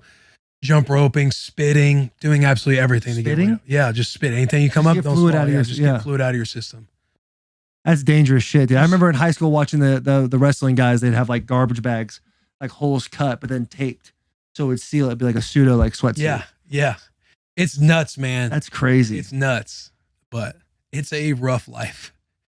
It's a rough lifestyle. Like, you live like this low to the ground when you're doing it in high school for 3 months of the year. Like, those wrestlers, you wrestle all year round. What are the main injuries in wrestling? I don't know, like maybe Like ankles knee. and stuff. I had a kid I went to high school with. he was pretty good. He wrestled somebody, slammed him down. He bit a part of his tongue off. Fuck. These dudes are savages, man. Because what's hard about wrestling too is just the monotony of every day. Because it's all drill work, drill and going live and trying to be in live situations. But just imagine, like you circle up, you see moves, you're trying to work on moves, but it's just repetition. Fucking living this low to the ground, like working all these moves over and over and over. And then you got to go live, so you're like exerting all of your energy, and this is every day. You know what I mean? It's not like a play at a time, and you got the flow of practice, like wrestling and then you go and run. Mhm. You just fucking run, bro. Forever. Yeah, like, hey, run the halls of this high school. Like, you just run the fucking halls. Brother. It's got to be one of the most exerting sports of all the sports. Yeah. Like, other than like what, cross country running? And that shit's built for the sticks. Yeah, built for the, Do what? Yeah. What is that runner's high? Like you just get in that, you're like 3 miles in, all of a sudden you don't even realize what's going on anymore. Yeah, like I'm good, bro. Bro. Like I see people like, I feel like when you hit your 30s, people just want to do 5Ks. They're like, I'm going to train for a 5K. And I'm thinking to myself, why the fuck would you do that? Now, fast forward 6 months from now, I'm be like, I'm going to do a 5K. I'll probably fucking end up being one of those guys. But brother, Probably just a little bit of that competitive edge. Like it's like we're not knowing your future, but myself fresh off of fucking competing at this level for eternity. It's like I'll never fucking run, dude. Dude, You saw your boy hitting the fucking elliptical. You've seen your boy hit the elliptical a few times. Yeah. Yeah, I'm just trying to fucking get 20 minutes. Just trying to get 20 minutes. I don't know if you do this, but when we hit the elliptical together, I will see your pace and I'll be like, just try to do a little faster than that. Like it's always in you, dude. Once you compete at a certain level, unless you're just not a competitor and you just had that kind of athletic ability and then you were able to play, you always are kind of competing. Like I'll do these classes in the morning where it's like just fast paced, an hour workout. You get in, get off, get out, which seems like the theme. Get out. This dude, Austin Rogers, the guy that built my fucking house, he is in there to fucking work and no one's going to outwork him. Like low key, I'm like, I want to get healthy faster just so I can try to beat him. But he's so fucking, he's strong and his endurance is crazy. And he's got he played ball at Tennessee. Yeah, he was a stud receiver. Yeah, wasn't he, Jack? Linear speed type guy, not a big change of direction guy. Austin Rogers. I wouldn't say like stud, but all right. That's for Jack. Didn't utilize the mic gonna on give that the one. objective fan take on it. That's his take. Yeah. Overall, but obviously you were in a scholarship, I mean, like you're a stud in a capacity. White receiver, so temper expectations. He wasn't like him. But he's the boy, so stud. Yeah. But all He to was a three-star? say is like he's competitive as fuck. But sometimes your genes, injuries, whatever, everyone's got to retire at some point. Say after high school varsity, like some dudes just got a lot of dudes, 99% of guys got to retire. Bro, they still got that competitive bug, and then maybe one day like they're working, years go by, and then they start getting into running a little bit. Somebody talks to me and like, I'm getting a little too fat. Like, let me start losing a little weight. You start seeing progress, and there's these Spartan races, there's these 5Ks. You taste a little bit of that competitive edge you once had, and then all of a sudden you're addicted, you're into it. Yeah. And it's a level playing field. Like it's all relative. Like everybody's out there to get better, but you got that little voice telling you like, yo, I want to compete with these motherfuckers. Do you remember sitting in the locker room towards the end of your football season, like maybe the last game or you're in the playoffs, and your coach is basically telling you guys, hey, we got to win this game. Otherwise, most of you, this will be the last football game you ever play. Yeah, man. And you're sitting there. I mean, thankfully I had a scholarship my senior year, but I remember being like freshman through junior being like, that's crazy. Like these boys are just done after this. Yeah. Because I didn't know anybody with a scholarship till I transferred schools. That's what I'm saying. It's just crazy, bro, how it just ends. And then the dudes, we all know those guys in high school that were just fucking yoked up.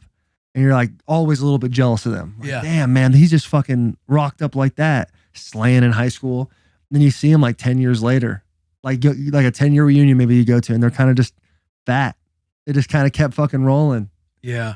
But it does take that little, the competitive nature can get dormant after a while. Mm-hmm. But like once you start to feel that again, and like it's all about setting goals, dude, and being consistent. Right. You can just be consistent on those goals. And you don't have to be a Gordy go hard. You don't have to go fucking hard every single day, but just do a little incremental something. Yeah. Like you say, like I just got to do some sort of exercise every single day. Yeah. Brother, you're going to Once you start see a little bit of progress, you just get that itch, man. Dude. You get that itch, and then that's why you see everybody doing it. I'll see guys posting their Peloton scores and stuff like that. It's just, you just know that they caught something and they're just fucking back to compete. Right. I feel like it probably at the Sean Booth classes, I'm sure when you went back and doing that and you see everybody compete, there's just something in there that's like, okay, I'm going to fucking get after it now. We're doing a March Madness right now where you're paired up and you do like a heart rate score. And it's like the competitive nature right now in the gym is through the roof. People are like savages and they're just like grinding for 55 minutes straight as hard as possible to get this heart rate score in like the perfect like designated zone. And it's a fucking time. Like There's people probably are- nerves too. How a do, you little guys, bit. how do you guys do the heart rate score? Is like the highest is good, or you want to be There's between these 5 numbers? levels, and the fourth highest level is usually between I think like 130 to 145 beats per minute is like the ideal exertion rate zone. So you don't want to be in the highest zone, but you want to be in the fourth highest zone to get the most points per minute. It's like based on a score. So if you're in the highest zone, you don't get like it's points. points, So it's like the fourth highest zone is you get the maximum amount of points, which and then is, the fifth highest zone is then the second highest points you can get. and then it and then goes incrementally down. goes down from there. But Yeah, dude, I enjoyed that booth thing. We did it one time when Sean came on the bus, and he was like, "You guys got to come do one." We literally went and did that day, right? Yeah. It's tough because we did. We got fucking bodied. I think we did got upper bodied. body in the morning, just to throw out that we had a double day. Yeah, we had You know double, what I mean? We we had had a double double day. We had a fucking double. Have y'all ever used like meal prepping and stuff? Like specifically like Factor? Dude, say that again. Have you done like Tell me meal what the ad. prepping? Come with the ad. Oh, meal prepping. God damn, I'm sorry, Jack. Great fucking call, Hey, bro. Jack, good job, and that's. That's definitely on my dumb brain, bro. Hey, it's okay. I thought I should have just started reading it. Yeah, you're like he's talking about this. Well, I ad was coming expecting- up. I And was- I'm literally still going. It's like processing in my head. I'm like meal prep. Yeah, I've meal Wait, prepped does before. boot camp do meal preps? I was gonna have you read it. That's why I was waiting for you to do it. Power up for springtime with Factor, boys. America's #1 ready-to-eat meal kit. Get nutritious, chef-prepared meals delivered straight to your door, leaving you time and energy to tackle everything on your to-do list. This actually is great timing with all the little competitors we just started talking. Look and feel your best in time for warmer weather with calorie-smart meals around 550 calories or less. With Factor, skip the trip to the grocery store and skip the chopping, prepping, and cleaning up as well. Factor's fresh, never frozen meals are ready in just 2 minutes. All you have to do is heat and enjoy. Prepped by chefs and approved by dietitians, each meal has all the ingredients and nutrients that you need to feel satisfied all day long. Get Factor and enjoy clean eating without the hassle. Simply choose your meals and enjoy fresh, flavor-packed meals delivered to your door, ready in just 2 minutes. No prep, no mess.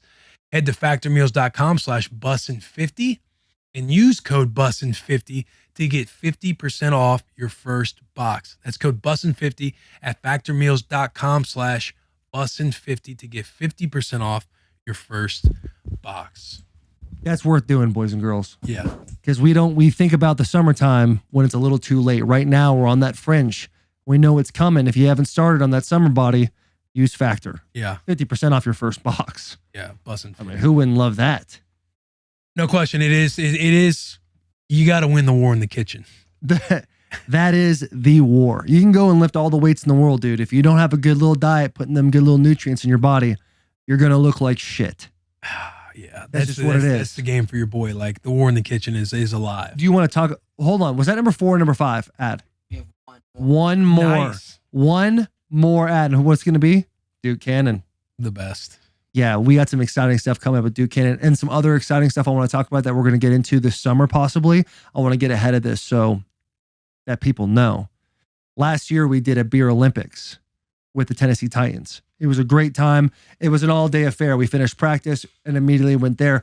This year, me personally, and we need to start workshopping this and getting this whole thing done, I want to make this thing fucking massive. I want comedians, I want country singers, I want athletes of all kind, hockey, baseball, football, at one location, fighting the good fight from like starting at 9 a.m. type shit. Legit production and a legit prize, a legitimate prize. Where we're talking maybe a vehicle. Oh, hang on. Don't temper expectations now. I'm talking. You know what I'm I'm talking a big fucking What prize. Is we what do I'm talking need is, about. I feel like, official sanctioned referees because last Oh, it's gotta year, be, back yeah, in yeah. the I'm not day, playing zebra whenever this year. Everybody was hammered, and it got a little dicey Right. once the sun started going down. Will and I started. we got the structure. Yeah. We got the structure written down. Will and I started talking about this a few weeks ago. Well, we've been ever since the first Beer Olympics. We were like, we should do that again. Blah blah blah. Blah. Yeah, last year when we had the O-line come over and we had a little Right. beer Olympics, we're like, oh man, it'd be sick to make this Right. something bigger. And this weekend, I got the wild hair. I was like, man, I should probably start doing this. It's already March. I should probably start getting into it. I start texting people, talking about big names coming to do this. Talking about big names. Talking about big names here, boys. Talking about big time guys coming to drink big time beers with the boys. Start going through lists, start going through dates. And everyone, obviously all the people I'm reaching out to are extremely busy. Because there's a reason why they're busy and they're so successful is because they do shit all the time. So I'm trying to narrow down dates. If I can get a date narrowed down, this thing's going to be fucking epic. I'm talking about legit production. I even had a thought, and this is kind of just, we're going to have a little open brain trust here for a second. Like the mini golf they had for Barstool, maybe have commentators and live streaming it. See, the live streaming, I think it's dicey, man, because we're talking about some drinking. Yeah, and Some people might heavy say some drinking. shit. You know what I'm saying? Yeah. That's a good point. And that's all I needed to fucking move away from that thought. I'm just saying the streaming aspect definitely gets dicey because I'm sure if there's sponsors on this and stuff like that, I'm sure there'll have to be some guidelines and things that we have to make sure we do correctly. But all to say is it's going to be an incredible vlog. And I agree with you. Like not true referees, like definitely somebody wearing professional And referees. it has to fucking focus on their job the whole time. Yeah. It has to make sure they know the rules and they fucking enforce those rules. High vibes, personalities, and fucking beer drinking. God, it's going to be awesome. And then we should do something drunk at the end. Like if we have a bunch of comedians, we do the thing. And then after that, we go to Zany's. And then they do stand up. We or went something like to that. what, Losers last time? Yeah, we went to Losers last time. Or get a little fucking Sprinter van or something. or Yeah, party do bus, something whatever like we that. got. And then get rowdy. Get rowdy on the town that night if the boys can even fucking make it. So we should smack, and I'm not going to say any names, but we should smack some food after too. Like fucking dive in on some grub. Yeah, you talking about something dirty. You know? Yeah. Talk about that place that wants a sponsor. Exactly. Yeah. Exactly. That's why I don't want to say any names. Right, I don't want to alienate we anybody. want that place. Yeah. Because then that's Yeah. another vlog. You know what I mean? 100%, dude. Content, And- some good energy. And that's why we got 5 ads today, boys. That's why we got 5 ads. This is you guys are fucking letting this shit happen, dude. It's incredible. Should we talk? We got to do shout out, no free shout out. Yeah, we do got to do shout out. No Let's free hit, shout out. let's hit shout out, no free shout out, and then we'll get to the Nickelback episode, and we'll even hit the Duke Cannon before the Nickelback episode. So those of you who want to get into Nickelback, boom, you got the whole episode, no issues. All right, shout out, no free shout out this week. Obviously, we're gonna start with Bloss. Blossy, what do you got for us, homie? Well, speaking of food, my shout out this week actually goes to a video that you guys participated in. You guys created the sushi casserole. I saw that video, and I love sushi, but it could get pricey. But I tried that casserole, much cheaper than actually going out and getting sushi. But I gave that recipe a try, and it was actually pretty good. I didn't know you guys didn't enjoy seaweed like that. I love seaweed, so it was 10 times more enjoyable than I think you guys let it off to be. But Yeah, anyway, not a big seaweed guy. Yeah. I'll just say it. I am a seaweed guy. I don't think I ever alluded to not being a seaweed guy. I actually said the texture of the seaweed made it a whole lot better because otherwise it would just be mush. it was your first time trying it, though, right? Or you said you No, hadn't I've tried had it? seaweed. I've had hand rolls before, brother. I'm all about that sushi game. See, I've had the fucking seaweed snacks that they try and sell, and I think those are fucking garbage. Okay, well that sponsors off the table. But yeah, my shout out, no free shout out goes to Fuck It Fridays. Let's go. I don't remember who was it? Which one of y'all was like, seaweed is a delicacy? And someone not in to the take a comments was shot. like, that couldn't be farther from the truth. Hey, announcement though, before you say that, something just came across my phone. John Wick 4 official. John Wow. Wick 4 will be coming out. I think I gotta- that's a headliner. I love the John Wick movie. Me so. too. I'm about that. My shout out, every shout out goes to something current. One of the greatest things in sports, March Madness. You cannot beat this last weekend that just went on with the tournament 64 going on, games every second, upsets going on. Purdue went down hard. The Vols had an incredible win over Duke. So it's just really fun when everybody kind of, collaborates on the brackets. You're talking shit with your homies. You're throwing out bets on teams you've never even heard of. You really just can't beat that kind of vibe in March. And it truly is madness. So shout out to the brackets everywhere that are just getting absolutely thrusted by these upsets. Mm. There were a lot of upsets going on. Because when Purdue lost, that's when the Purdue wrestler won. Oh, really? Yeah. Yeah. It was nice. Going back to John Wick 4 a little bit, though. That is like the new Jason Bournes. The boogeyman is back, bro. That shit is Baba so Yaga. fucking good. And Keanu Reeves, his best movie of all time is Bill and Ted's Excellent Adventure. But the fucking... Which movie? I don't think I've ever seen what You never seen Bill and Ted's Excellent Adventure? Mm-mm. I haven't. I apologize. That's tough. But it's a phenomenal movie. However, John Wick, the way he fucking gets that stuff done Yeah. is incredible. A That being master murderer. He's like combat trained in real life. Yeah, that's For what's real. sick about it. Yeah, Yeah. that's what's fucking awesome about it. Those little videos that come out are awesome. Yeah, him like just training, rolling with guys, and Yeah. There's Hell a yeah. lot of, there's low key a lot of good Keanu Reeves movies. The replacement. Yeah. Hardball. the Speed? Matrix. Yeah. Oh yeah, Matrix. I never got into The Matrix. I never never watched I it. never liked The Matrix. Keanu Reeves in the Matrix alone made more money in a 3-part series than any person in history. It's like the biggest franchise of all time. That's outstanding. I can't believe Star Keanu Wars Reeves isn't up there with that. Like richer than God, but he's also like the coolest guy ever. That's Yeah. why he gets to pick his shots now. That's why he's like, yo, I just want to do John Wick. Like what I do in real life, like let's just make this into a movie. Yeah, I'll do that's 4 funny. of them. Like he's probably so hyped he gets to do a 4th one of like just the same character, just go around and murder Killing everybody. people. Definitely Yeah. an Illuminati suspect. You think so? I mean- Keanu Reeves, maybe he Yeah. might I be feel there. like he's not. He's the guy you might think, but He's the one like, trying to take down the Illuminati. yeah, maybe infiltrate. Yeah. Oh wow. Hey, Okay. we got a new movie for you, Keanu Reeves. Infiltrating the Illuminati. Traitor. Mitchie, what you got for your shout out, no free shout out of the week? All right, my When do we shout out, no hear free you? shout out of the week goes to something that went on this weekend. Not the March Madness, but I had a bunch of my buddies from college and from when I lived in Charlotte come and visit, and it was just an absolute shit show. I was at Broadway for like 10 hours one day, and then next day we were at Broadway for like 8 hours. But just the camaraderie around being with your boys again, and like just catching up on what's been going on, and like just the funny videos and stuff you take of people just while you're out is just a vibe like no other. So shout out to when your boys visit you. That's Catch a, up vibes with the boys. Yeah. that's for a sure. good one, and it's also a dangerous one when you're adding 2 different friend groups and putting them together. Your college boys, your Charlotte boys, and making the mesh. There could be some anxiety behind that when they all come in. You're hoping that they all get together, unless they've known each other before Yeah. that. So like when I lived in Charlotte, like I had a couple of my college buddies down there, and then we moved down there and we all kind of like meshed together. Okay, So that's they all awesome. came together at the same That's time. a vibe, It brother. was so much fun. Broadway is a good time. It's when a you good have time, people but and I'm you like just so sick of unhooking it. and saying, I'm gonna party. yeah, I'm but doing that. it's you can only take it for so long. Like I'm sick of it already. You're over Broadway. Yeah. Respect. I'm just kind of like over being crammed around people Yeah. that It much. gets madness down there. Oh yeah. Oh yeah. The last time I was on Broadway was actually the beer Olympics. Yeah.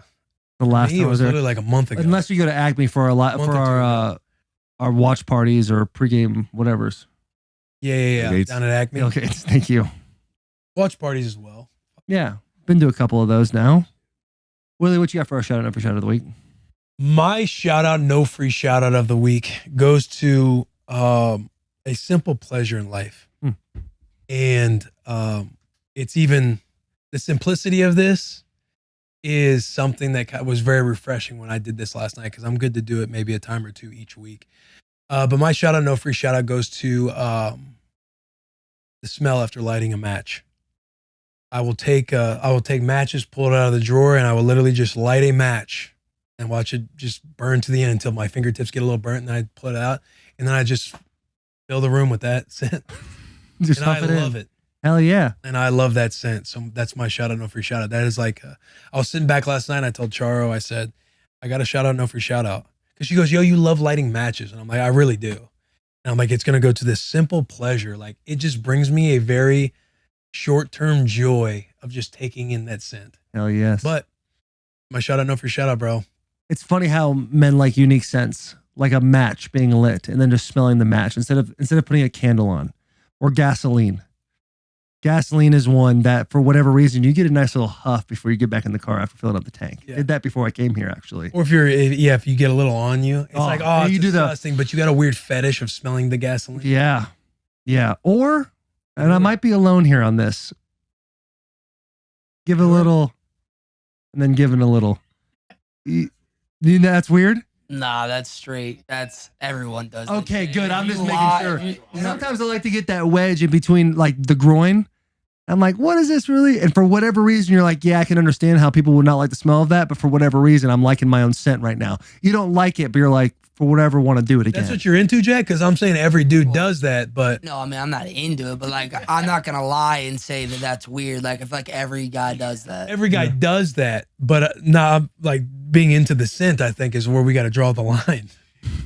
It's not like, oh, I need that as a perfume or I enjoy like gasoline. I really smell. I'm like, yo, I fucking love the smell of gasoline. I don't know why, but I just fucking, for whatever reason, do that. It's like Like the forbidden fruit. yeah, yeah, it's something, dude. It gives me some sort of like, I don't know. I don't know how to really express that, but here I am. So my shout out, Vulnerable. no free shout out goes to that groin smell. That cheese nuts. Yeah, smell, the dude. cheesy, dude. Now I got a shout out, no free shout out to Emo's Not Dead and Matt Cutshell, I believe his name is. Jackie posted a video of us when we were a couple weeks ago doing our tier talk, doing our albums, and we did play Your Broken Hero, which is Matt Cutshell's band. It's kind of a spoof, it's kind of not, but he put the music on, it's fire as fuck. And so they sent me a bunch of gear, Oh really? a shitload of shirts. I'm talking about a big It's ass a nice box. color. That's awesome. A big ass box. I'm talking about hoodies, reusable bottles, like a whole bunch of shit, a whole bunch of stuff, coffee. And so nice, right? Mhm. So they sent me it and Taylor's like, you got to shout them out. I was like, I will on Shout Out No Free Shout Out today. So my shout out, no free shout out goes to Emo's Not Dead and Matt Cutshell. I hope I'm saying his name's right. I hope I'm saying his name correctly. This week, Nickelback. I mean, what do you even say, right? Will said the greatest band of all time. You guys all know who my favorite band of all time is, but a band that truly we're like the first band probably ever hated on to the degree that they were hated on. Yeah. Like they been through hell and back and still came back, dude. Hell and back, and now they're back. But they literally had amazing stories, dude. They only sat here for an hour. They had to go do a whole bunch of shit. They're coming back in August, and I think we're going to be a part of their Bridgestone Arena concert. Sadly, your boy will be in Italy. The boys and I will be a part of Nickelback, dude. It's going to be amazing. That's going to be tough. We'll make sure to have an outstanding vlog for you guys to show not only you, but also Will Compton. Oh, don't get it twisted now. I will groupie and go a city wherever they're at and still get an experience now. Sitting I've there. already told Sean, I'm like, hey, we got to go to wherever they're performing. Get out there. Yeah. What? I'm sure they're in Atlanta like Yeah. right before or after. Yeah. Yeah, but Italy right then and there. And we actually made that plan probably before you made your Italy plans. No. When they were talking August 1st, I already knew it was an uphill battle. Really? Because I remember at that point you were talking about going to Italy in like June or July. No, I think you guys were talking about Italy in late June. Late June. You guys were like, Mine oh, was we'll be late there and then July. too. No, I think we were just, if you look in the group chat that we all were in, we were just talking about like things to do in Italy. Understandable. But incredible storytelling. And also, give me his name, please. Chad Kroeger. Chad Kroeger sings on this podcast. And legit, it's like, dude, we've all been around people in the car and then a song comes on that they know the words to and they start belting out and you're kind of like cringing for them. Chad Kroeger busts out a couple and you're like, holy fuck. Sounds just like He's actually ripping it right sounds now. like Nickelback. It was incredible. He sounds like Nickelback. Watch my face, dude. I'm Talks like about in his fucking cousin. Heaven. Talks about his cousin, I believe it was Alberta, who literally quit the band a year before they signed a deal to sell insurance. Mm. What a fucking idiot. Yeah, What an idiot. hindsight. But the probability of that is, Right. obviously 0.001. Right. But that is a tough loss to look back on. Which brings me to a would you rather. Would you rather be able to travel back in time or travel to the future? Because I feel like mine's easy. Travel back in time. Yeah. I got Mitch whispering he's with you. Bloss also Yeah. shaking his head. Okay. Change the past. But also like just like Change- you, March yeah. Madness, dude. Travel back in time. Just like you with March Madness and talking about bets with the boys. You watch all the games, go back in time. See ya. Boing. How I'm far not back would working you want to here go, though? anymore. No, you're not. Like Hot Tub Time Machine? How far back would you want to go, though? Jack Bilzerian, dude, at the end of that thing. I'd go back to high school. Yeah, go back. But I would see, too. now you're adding an extra element because do you go back in time and become the person you were back then, or you travel back in time like yourself? Like would I travel with 31-year-old Taylor travel back to 2004? Well, of To see course. my 13-year-old self. Yeah. No. I'm Yeah. asking. I'm not. There's not. Of course, it's not the correct answer. I think when asking them, would you rather travel back in time, you have to go back to what you were and still relive all of those days. But you can come back to the present. You can eventually come back to the present where we are now. So I would be 31-year-old Taylor in a 13-year-old Taylor's body and having to relive those 18 years? 17 years. 13? I'm 31. Hey, let's 31. forget about the math. 17. Fuck the math, dude. So it's 18 years. Yeah, 18? 18? 13? 13 plus 18? 17. You're 13. Oh, yeah, it is 14. My Yeah, bad. it's 18, not You said 14. 14-year-old Taylor. 13 plus 18. Yeah, you're in your 13-year-old. 31. You're in your 13-year-old body, and yeah, it's you. Yeah, but I'd like to manipulate this a little bit more and be able to bank on back being 13. Maybe I go kiss Austin Howell. Maybe I go make that move that I wanted to make. That's Bank, and I go back That's to what 31. I'm saying. No, but that's the thing. I think that See? kind of levels the playing field because I think going back in the past would be the move. You jump back, you change something, you come back to the future. Like you're like fucking, it's like shooting fish in the barrel. But if you got to go back and you stay there and still relive out, until we get to this point. So with the future, Or look into the future. so with the future, you'd be able to go to the future, see the future, and come right back. Yeah, yeah. Mm. I think that evens the playing field. Then I might go future because the same rules apply with betting. You go to the future, you see that, you come back and say, "Boys, follow me." What about if you wanted to travel back to like before you were born? Because a part like Well, that doesn't play into Will's scenario. yeah, like Yeah, it doesn't my matter that one, thought I my guess. thought process was I would want to like travel back to when my dad was a kid because the shit that he Bully him? did sound Yeah. the shit that he did Imagine you're all of a sudden just a sperm ripping around like, God damn it, dude. like the stuff that he did sounds so cool. Oh, Yeah. fuck. So, like I One like sperm just who be friends almost with him. beats you fucking gets you, and then you're just You never existed. left laying there on your mom's back, dude. Oh my- Fuck! You're just evaporating up into the cloud. No! Fuck, dude, that adds an extra element. So I'd probably travel the future in that situation then. I don't know though, because That's a fun one. That's a fun one for everyone to kind of answer. Yeah. Would you rather go into the future, be able to come back, or go into the past I and still relive think the going past? back to the past and reliving the past, like the moments that you just know you're not getting back, and you just be like, boys, like we're fucking not getting this shit. Yeah, back. but what if you fuck something up? And then all of a sudden you True. get to 31, you're like, damn, I It's- didn't make it to the NFL. I didn't do a podcast with my boy. And you're There's a low lot of key. movies about this. Back to the Future. Click being one of them. It almost ruined my life, but Like, did you not cry at the end of the movie? Oh my Bulge god, your such a fucking good eyes movie. out. then he wakes. But he's clicking, and then it's just Yeah. rewiring for the future. So it's like both are playing into it. Yeah. yeah. What? Yeah, that one Yeah. put some shit in perspective, boys. Like enjoy the moment. Yeah. Also, Appreciate superpower. the suck. Talk about superpowers. I would love to manipulate time. I know I'm opening another bag here, but like I thought about this morning when I woke up real early, and I was Hey, like, let's save it for Thursday's pod all right. because these are good conversations. Yeah, these these are good conversations. And then we'll unpack. Do your homework on fucking future or past, and we'll unpack this in the next episode. Yeah, But right now, let's talk about Duke Cannon because there's some big fucking things happening with Bussin with the Boys and Duke Cannon. The boys at Duke Cannon are back on the bus and are here to keep everyone looking good and smelling great. Everyone knows a fact. that the off season is the best time to put in the hard work, and Duke Cannon makes hardworking grooming goods for hardworking dudes. You fucking got that, dude. Fucking Hardworking grooming goods for hardworking dudes, bro. dudes.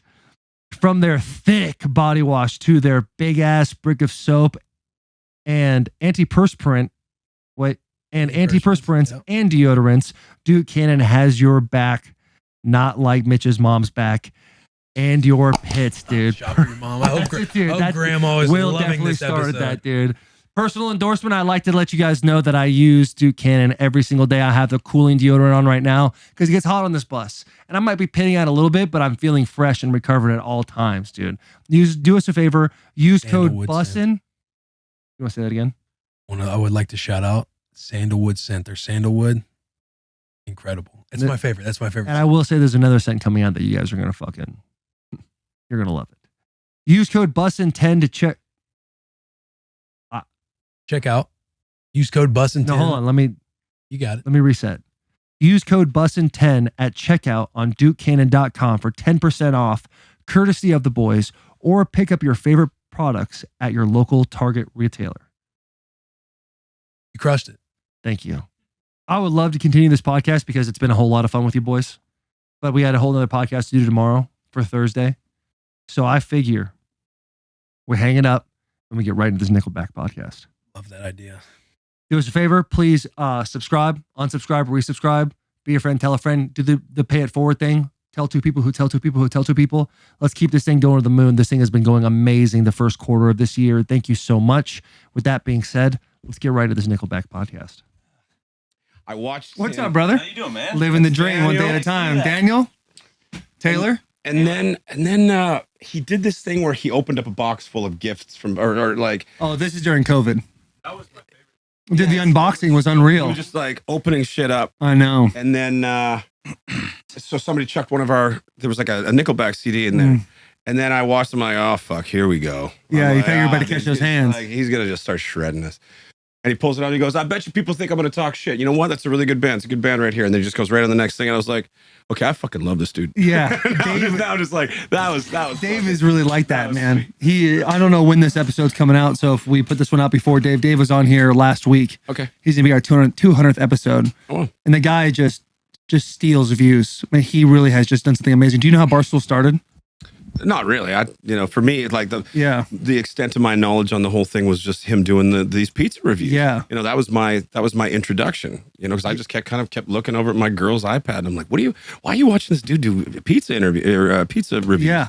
Right. And the next thing I know, I stop my game and I'm captivated. I'm like the dude, like, It's like some dating show on Netflix. At first, you're like, what are we watching What are this we watching? for? And And then next after thing you're like, oh, they're gonna propose. are they not gonna get married? Why are they, Yeah. At first you're like, why are you I'd watching be like, this Chad, crap? dude, everyone knows Chad's an asshole. How's she falling for this? But dude, the story, I'll give you a Spark Note version on Barstool and how it started is Dave went to the University of Michigan, graduated like 97, 98, goes back to Boston, starts a newspaper company under like 5 aliases and like puts in like fake sponsors, like Mastro's Steakhouse puts in a fake sponsor for that. And then he'll have like his real sponsors, like some random strip club, like a Hooters or something like that. And he would just put them in these free mailboxes and it just slowly started to grow. And they have done an amazing job of just like changing with the tide. Internet happens, internet becomes massive, podcasts are happening. Like blogging. Yeah. All that stuff, vlogging, all the logs, Adaptation. all the logs. He just scammed and hustled his way. Buddy, he Love it. is Love a true I hustler. love it. It's That's crazy. fantastic. It's like if he wanted a Ruth Chris Steakhouse ad sponsorship, he would put in a fake one of a competitor, so then he could call Ruth Chris back and be like, "Hey, so and so's doing this. Are you sure you don't want to get in the paper?" Sounds like Just someone hustle else his way I up. know. Oh shit! You What got do you think? I love this dude. Like, that's fantastic. You hustle? I love the hustle, dude. Love it. Yeah. Yeah, like, so back in the day, when we were doing everything ourselves, like everything was independent. We were pressing our own CDs. We were making our own artwork and everything, and then we were distributing all this. And I'm on the phone with radio stations, so I'd call up the program director of a radio station. I'd be like, "Hey, did you get our package? Did you get a chance to listen to the song we're working?" Yeah, we did. And I'm like, "Oh, wonderful." And before I would just gauge, like, was it a little tepid? Because they'd be like, "Yeah, great tune. We threw it into a light rotation right off the bat. Oh, that's wonderful. Thank you so much." Or it'd be like, "Yep." And then little pause, and I'd be like, "Well, if you're interested to see who else in the country's playing it right now, I can fax." And we were faxing back then. Yeah. I can fax over like a playlist and show you what the 4 nearest radio stations to you are doing and where we are in the playlist. And they were like, "Oh, I'd love that." Like, "Oh, that'll be over to you in probably less than 30 minutes. And they're like, "That's great. Wonderful. Okay." And so I would get anybody that we got added to. I'd be like, "Oh, can you fax me a copy of the playlist that shows us on there?" So I would take us and I would swap us up like 10 positions, tape it on there and go like this. And then I would photocopy it and then I would fax them to other radio stations, showing them that we were like 10 spots higher than we actually were. Yeah. And then we get the ad. No shit. So like, That is wild. Cheated our way into Dude, I fame. love the hustle. Love the hustle. For sure. Yeah. And you guys have been doing it for so long now. And you didn't call as you, right? You'd be like, "Hi, this is whoever calling on behalf of Nickelback." From the Nickelback. No way. You would act as your own agent, basically. Well, independent radio promoter, because we didn't have a record company. So I was just calling them up all the time and just like, that was so my my experience or my schooling for this would have been my education.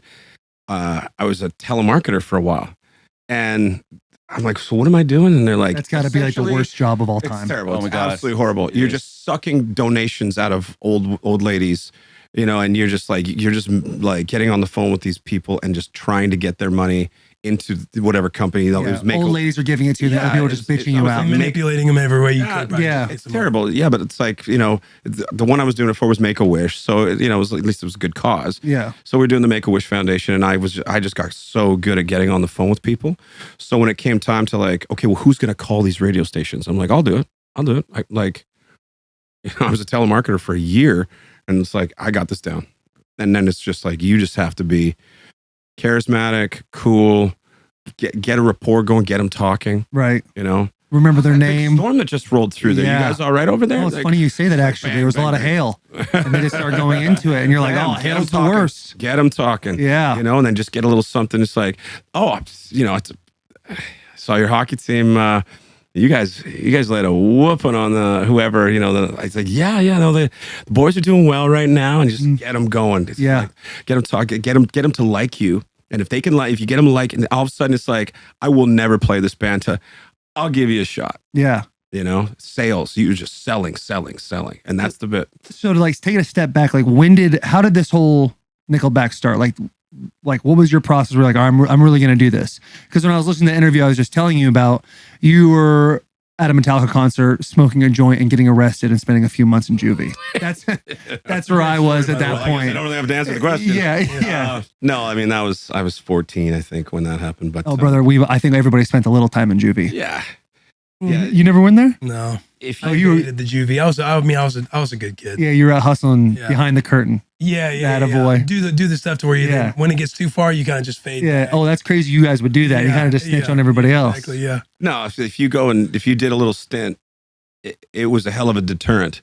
Because if you're like, if this is anything to even close to what prison is like, and it's not, but it's just like, I don't want to spend any length of time here. Like when someone takes your freedom away from you, you're just like, no, I'm good. Yeah. I need to try something else. And so with the whole music thing, it was like, I just, I didn't know how to write a song that well back then. And it was just, you just try and learn and learn and learn and learn. And then you get on stage and you just work your ass off and try and figure out what the hell you're doing. Not process of elimination, but it's like trial by fire. Yeah. Like get up there and just go, just do it. What'd you do right this time? What'd you do wrong this time? Don't do that again. Do this every single time. Like you have to eat a lot of shit too. Oh, you're playing the bar stuff. Shows, a lot of. I wonder how that compares to stand up, because I feel like if you're a stand up comedian, you just go up there and you bomb, and you bombed. But I feel like if you guys are playing, can you tell if people are enjoying themselves? Right. Or they just, What's a shitty show look like? Yeah. If I'm getting up there and I'm giving it my heart and soul, I get off there and go, all right, kind of did something today, didn't I? Yeah, you kind of feeling yourself. Maybe we just work for them. Yeah, yeah. Like if you're playing a Monday night, Mhm. right after like St. Patrick's Day, and everybody's hung, they're just hung as fuck, right? And it's a Monday on top of that, and you could just feel it up there because like you'd finish playing a big song, Yeah. and they're just like, hey. Oh, and like I've said to the crowd before, hey, I know you're all hungover. I'm hungover too. Mhm. You guys paid for the tickets, so you just have as much fun or as little fun as you want to have. But my job up here is to try and get you into it. So shake it off, get a beer, climb back on the horse, and let's do this. He actually gets mad. no way. And I'm like, let's go. Does it work? Oh, It does. hell yeah. Strangely enough. I'm like, you Just paid. takes hold. You paid for these tickets. You had to find a babysitter tonight. You had to do all these things to get down here. And now you're here and you're just sitting there dragging. It's just like, oh. And I'm like, I know you're hungover. I can feel it. It's like, and I don't give a shit that it's Monday. I don't care that you have to work tomorrow. You bought these tickets. And my job is to entertain you. Right? My man's giving a TED talk up there. So I don't know what's it's just what. We're about to play a banger for you, boys. Yeah. Everybody, let's get You better this get your out. shit together. This one's gonna hit. Yeah. 1, 2. All right. Yeah. There you go. Start going. So how did at first, obviously you don't have that kind of stage presence. You're sitting there and you're like, hey, I hope this goes well, and you guys are doing your thing. Like, Hey, wait, everybody. Yeah, hey, glad to be here today. yeah, We're yeah, Nickelback, and you yeah. kind of just get into it. Drove a long way to get here. Yeah. So how did did the confidence start coming when you the hits started coming, or was it just process of just going through it over and over and over again? My band, I was in an original band in Vancouver, We won a local radio contest, so we were on the radio for a bit. And the prize was to play the big show at the end. Mhm. I opened up for these guys, actually. No way. Yeah, in 1999 or 98, you just got back. You were on the state tour, I think. Mhm. I've seen a lot of local bands and stuff, some really good ones. We played, and then I watched them play, and I was like, these guys have some kind of zeitgeist, just like something, the X Factor thing, That right? used car salesman that's up there fronting that band. He's on to something. You Just sold gave a me hell on of a it. speech to this Yeah, crowd. he just motherfucked that Yeah, crowd. He's into actually enjoying their Dog touched those time. boys. Like it yeah. was halftime. Yeah. So you go up there. You were with this band, who I'm assuming they're not together anymore. No, New Big Shoes was the band. New Big Shoes. Yes. Who made up that name? I don't know. We drew it out of a hat or some shit. No way. We were called Face Basket before that, so it was I a always slight thought Face improvement. Basket was a cool name. Yeah, I think Face Face Basket rips Basket? too. Yeah. Better than New Big Solid Shoes. Like, deal. did you see that in that? Because like if you guys were playing somewhere and you'd see Face Baskets, like I'm like these dudes look heavy as hell. Like, Yeah, they go hard. yeah, Face Yeah. Basket. And we Like As They Lie worked. Dying and Yeah. Face Basket. Just Yeah. get after it, dude. How'd you get in? How'd you get in with the boys? With these guys? Yeah, by singing it that night. See, well, like I knew their tour manager, Kevin. I was always kind of in touch. And then I actually won the lottery myself and joined Three Doors Down. Mhm. And Nice. so I was in Vancouver. Yeah. So I moved down to Southern Alabama to be with them and toured for about 2.5 years. And then we did a co-headlining tour of North America. And that's when Chad was checking out my drum solo live and stuff. And Oh yeah, I remember we were hammered in Houston one day, and you're like, if anything ever happens to my drummer, I'll call you. I was like, that talk. I was like, wow, that's cool, but how high was I? maybe that was a Yeah. drunk face. Everyone's been there when they have that like in-depth, like deep Yeah. conversation when they're Yeah, probably a like- little too lit up. But I was watching Daniel and I was like, I'm like, fuck, this kid can play. And then he'd lean over and start singing harmonies in the chorus. I'm like, fucker can sing too. So I Advice to all, Some 41 type advice stuff. to all dude. young drummers: learn how to sing Learn how every to time sing. you can. Really? Absolute asset. 1,000,000%, dude. I wonder why that is. You get hired over the guy who can't sing, because it's nice to have 3-part harmonies, and you can He hits the high harmony. the nut crunchers. Yeah. While he's Those like- things that just make you twinge a little bit. Yeah, you get out there. So he's not only back there kicking the shit out of the drums, but he's also singing the whole time he's back there. So I have no excuse. Mm. If I'm sitting there going, woof, God, tonight really kicked my ass. You're like, oh yeah, you should have tried drumming the whole fucking show at the same time. You know, Yeah. it's like mad respect. So yeah, he just eventually called. It was the right timing, and here we are. Were you 18 still with years. 3 Doors Down? Yeah, How does that shit work? That's what I'm curious Yeah, about. there's got to be somewhat of a breakup there, and I'm sure it didn't it sucked. hit him up over AIM and be like, "Hey, boys, this isn't working." It was a kind of a hard decision at the time. Yeah. Yeah, it was because 3 Doors. We See just if I put get a out. bite on this. Yeah. Yeah. Yeah, Because 3 Doors went #1 at Rock, and you just got off the Long Road tour, and everyone's like, "Oh, Nickelback's done." You know, I was like, I don't know, man. real sinking ship. Yeah, Yeah. record guy. Yeah, the his record whole- guy's like, his- "This is the fuck you move, Daniel. This is the fuck you move. You're jumping onto a sinking ship." And I was like, "Oh God." I took weeks to decide. They started calling me like, Yeah, but "What, dude? Are you coming or Gotta not?" make a decision. I said, you get in the room with us and you help us write these songs and I'll give you publishing. And he was like, and that record, All the Right Reasons, went on to sell over 22 million copies worldwide. Just that was Really? the first record he jumped Yeah, on. my audition was Photograph and Far Away in the studio. Let's go. It was awesome. Yeah. How does it work? What's enticing about producing, or would Publishing. you He said, publishing? "Bro, that's what I want to know too. What's that? Like I don't know anything about I'll music. give you the Let's- publishing or something. What yeah, what and me and Will are like mouths open, going, "Oh Yeah. yeah," but we really don't know what that means. So if you're on stage, if you're in the band and there's 4 of you guys, right? Mhm. You split that paycheck every night 4 ways, right?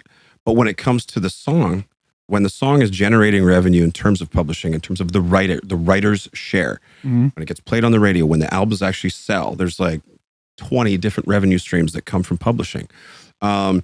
That's like a whole nother realm of enticement. Mhm. When you say to somebody, "Hey, you get in the room and you work on these songs, and I'll actually cut you in." Like I'll like in Nashville, if you're in the room Like anybody who's in the room with a song, like Right. Will and I are sitting in the room with y'all. yeah, this is going 4 ways. Yeah. Like the joke is, write a word, get a third. Yeah. That's what everyone says in Nashville. That doesn't work with me. Like you get paid for what you contribute. So if you're in there and you're helping, like you're working on the chorus, and all of a sudden it's like, oh, that's a good line. Yeah. And you're in the verses, and it's this, and it's like, oh, what if instead of going to that note, you come down to this note and then go up to, that's writing. Now you're contributing. Mhm. Now I'm like, okay, so now Yeah. let's sit down and talk about this. Let's work out how much publishing, like how much you put into the song. Because the whole like just sit there and give a word, get a third thing, that doesn't fly with me. Yeah. You're gonna have to work. That means just every time you get in a room. So if I'm just sitting in a room with, let's say, so I'm here in Nashville and I'm in a room with Morgan Wallen, Mhm. who's pumping out Bangers. big hits, Yeah. smashes, right? And I just go, and just put the word "and" there. Yeah. I get a third of the tune. That's not fair. No, it's Yeah. not. You got to put in the effort. Like you don't have to put in some work. Like that's how it works in my world. Anyway. Right. It's mailbox money essentially. Yeah. And then you sit, and then Forever. So that was the moving part for you. Well, Like, were you getting that kind of cut with Three Doors Down? No. I So mean, that first is enticing, and then there's another enticing part. You're thinking, if I believe, like dudes on the other side say this is a sinking ship, you're believing like. fuck you move, well, Daniel. I was looking at a real move, Daniel. You're thinking, yo, you're believing there's something there. And it's like, fuck, Yeah, 'cause I I'm saw betting his- on the upside with it. I saw his work ethic. He did that tune with Santana. Mhm. He did the Spider-Man movie song that was on his own. He just produced The Ear of a Dead Man, did Default. Like, this guy's a workaholic. And I was like, no, I think there's definitely something there. yeah. And we're all Canadian. We're all hosers. So we got along right off the bat. Yeah. Like I Fucking righty. I Yeah. could barely track drums because we were laughing so So hard. it goes Oh, back yeah. to the hockey arena in your house. Like, no, I don't think American would have that. No. That's a big time Canadian thing. Yeah. Like I'm not good enough to deserve having a rink in my house. Like I'm so far below mediocre. It's just like, dude, why do you have this? Like if you see me skate, Yeah. you'll be like, I want him on my team.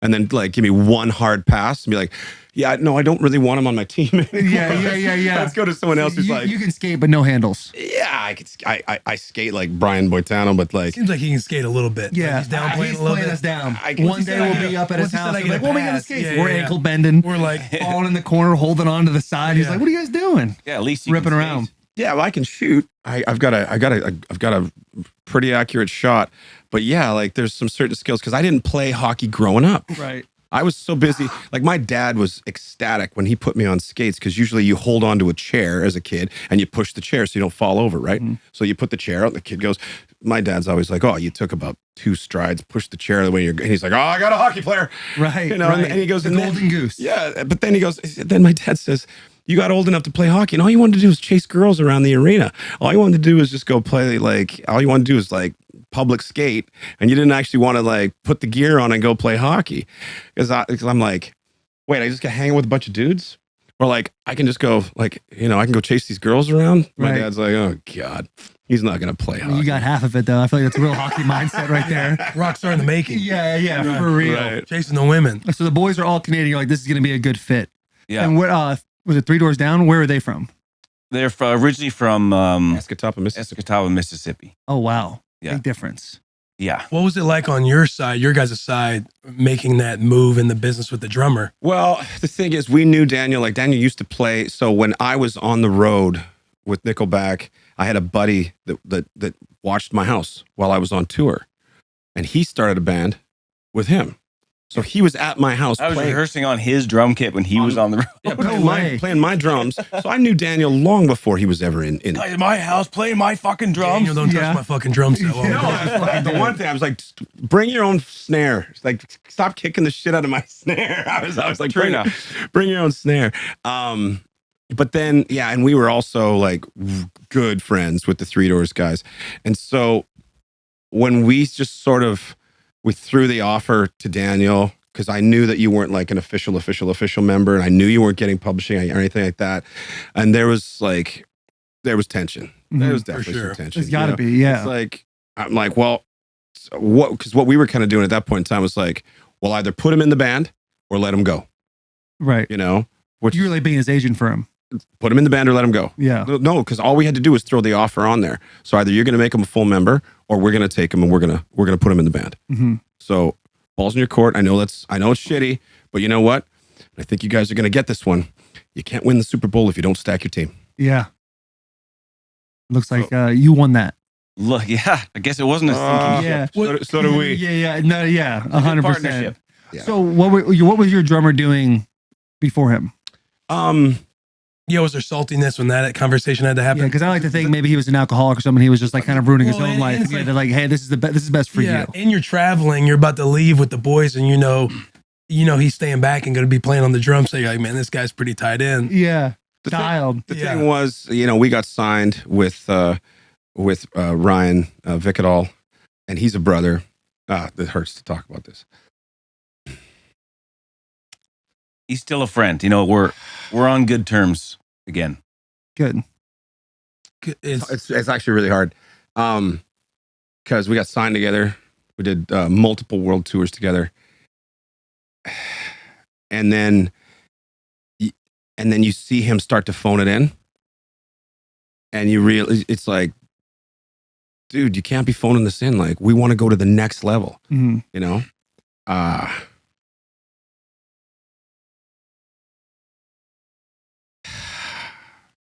We had to go to his house,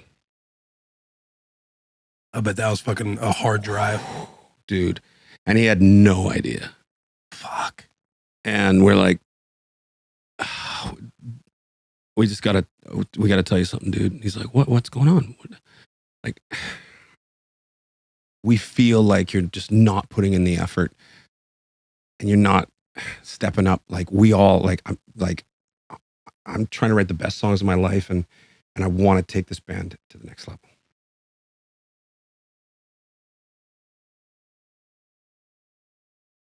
And he started to cry, and I was like, fuck. Like, what are we doing? Maybe this isn't the right fucking move. What are we doing?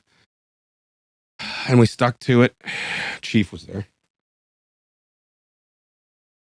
That was hard. Were you there? No. No way. Well, You're not bringing the new girlfriend over the. Yeah, that'd be Like- yeah. Like, fuck, you can't do that. No, and I was friends with Vicadol as well, because when we were co-headlining together, I was always on his bus. We're talking drums and stuff, and yeah, I felt really shitty too. It was hard, but it's like I knew it had to happen. Mm-hmm. Like, or we're all just gonna be complacent. So that's where we're gonna. So this is where we're at now. We're all just gonna phone it in. Yeah. We're just gonna sit on How You Remind Me and Someday. And we had a couple of hits. Solid bangers, by the way. Yeah, those are good. Those are hitters. Thank you, but like it was like, but I wanted more. I want to be one of the biggest bands in the world. Like, I want to be up there. I want to be way up there. And I want everybody working. I want that work ethic. Don't be complacent. We're gonna put in the work, and when we put in the work, we're gonna see the results. And then he said, "I'm in." Mm. And Studio for 7 months. We did It all the right was- reasons, and then fucking boom. oh yeah, and then that record, and we worked our asses off, and it was Photograph, Animals, Far Away, If Everyone Cared, Rockstar. I think there was 6 singles on that record, and it just went Saving me. Saving Me. Forgot that. Yeah, just stratospheric, Yeah. and it was just like we were on tour forever. 2 years. Like, it was Yeah. just like, going. oh, We almost ended, and then Rockstar went #1 in the UK. We're like, oh shit! I guess we're going back on the road again yeah. on the same album. Is that like just if it goes #1 somewhere, you have to go there? Well, We sell the tickets. Yeah. Yeah. we couldn't get the UK to bite on any of these singles that were just doing so well for us around the world. We couldn't get them to bite. And the last single on that we worked on that record was Rockstar. And Rockstar was like still just doing what it was doing. We were in the studio with Mutt Lang working on Dark Horse, Mhm. and we were 2 songs in, and the UK jumps on. I can't remember what happened, but it was something. It's some good hustle. The furniture company. Well, wasn't it was that, but it was also something else. It said somebody took out a billboard or something like that said "Rockstar banned in the UK by Nickelback," and that so like everyone's looking at this billboard going, Was that the record company we that want did that? I can't. I think it was an independent radio promoter or something along those lines, and everyone was like, "We got to hear the song." Yeah. And then the song got into some commercial that was it was a furniture. Sofa King. Wait, wasn't call it? me like call that. me gullible, but it wasn't really banned. That was like a ploy. Yeah. Okay, good. was I'm hustle. just trying to follow. was- I'm trying to follow along a little bit. Yeah. Yeah, That's a He fucking said, hustle. Yeah, it's a hustle. And He was like, when he's like looked over, I was like, oh damn, that's gonna be another little magazine, like newspaper, fax machine story. but it's like so we're in the studio and all of a sudden, Rockstar just explodes in the UK, and the manager calls us like, "Boy, stop recording." Like, why? He's like, "You guys are going to do a sold out tour of the UK," and there's I don't know, 12 big cities that you can play, and it's just like Wembley right- sold out immediately. No like, way. Crazy. the O2. It's just like bam, bam, bam, bam, bam, bam, bam, bam. So it's like, here we go, boys, we're back. That is crazy. Why do you think Awesome. UK took that long to bite? I I feel don't. like that's like the mecca for whatever reason for bands. I know like that Kings of Leon, they've always been pretty big in the UK, but like I feel like everyone always like wants to get there for some reason. But why do you think they weren't biting? I don't totally know because so when How You Remind Me came out, we went and played Wembley Arena, which was great, and then we did all the rest of the world, and then the next record came out, which was Long Road, Road. and it had Someday on it. It had Figured You Out that starts off with I Like Your Pants Around Your Feet, Yeah. that Mm. whole Great song. tongue-in-cheek thing. Thank you. And we but then we go back to the UK, and it's like they didn't really grab on to those ones as much. And so then we were doing 2 nights at a 4,500 seater, I think. Mhm. And I'm like, oh, we're not getting back we might never get back into Wembley.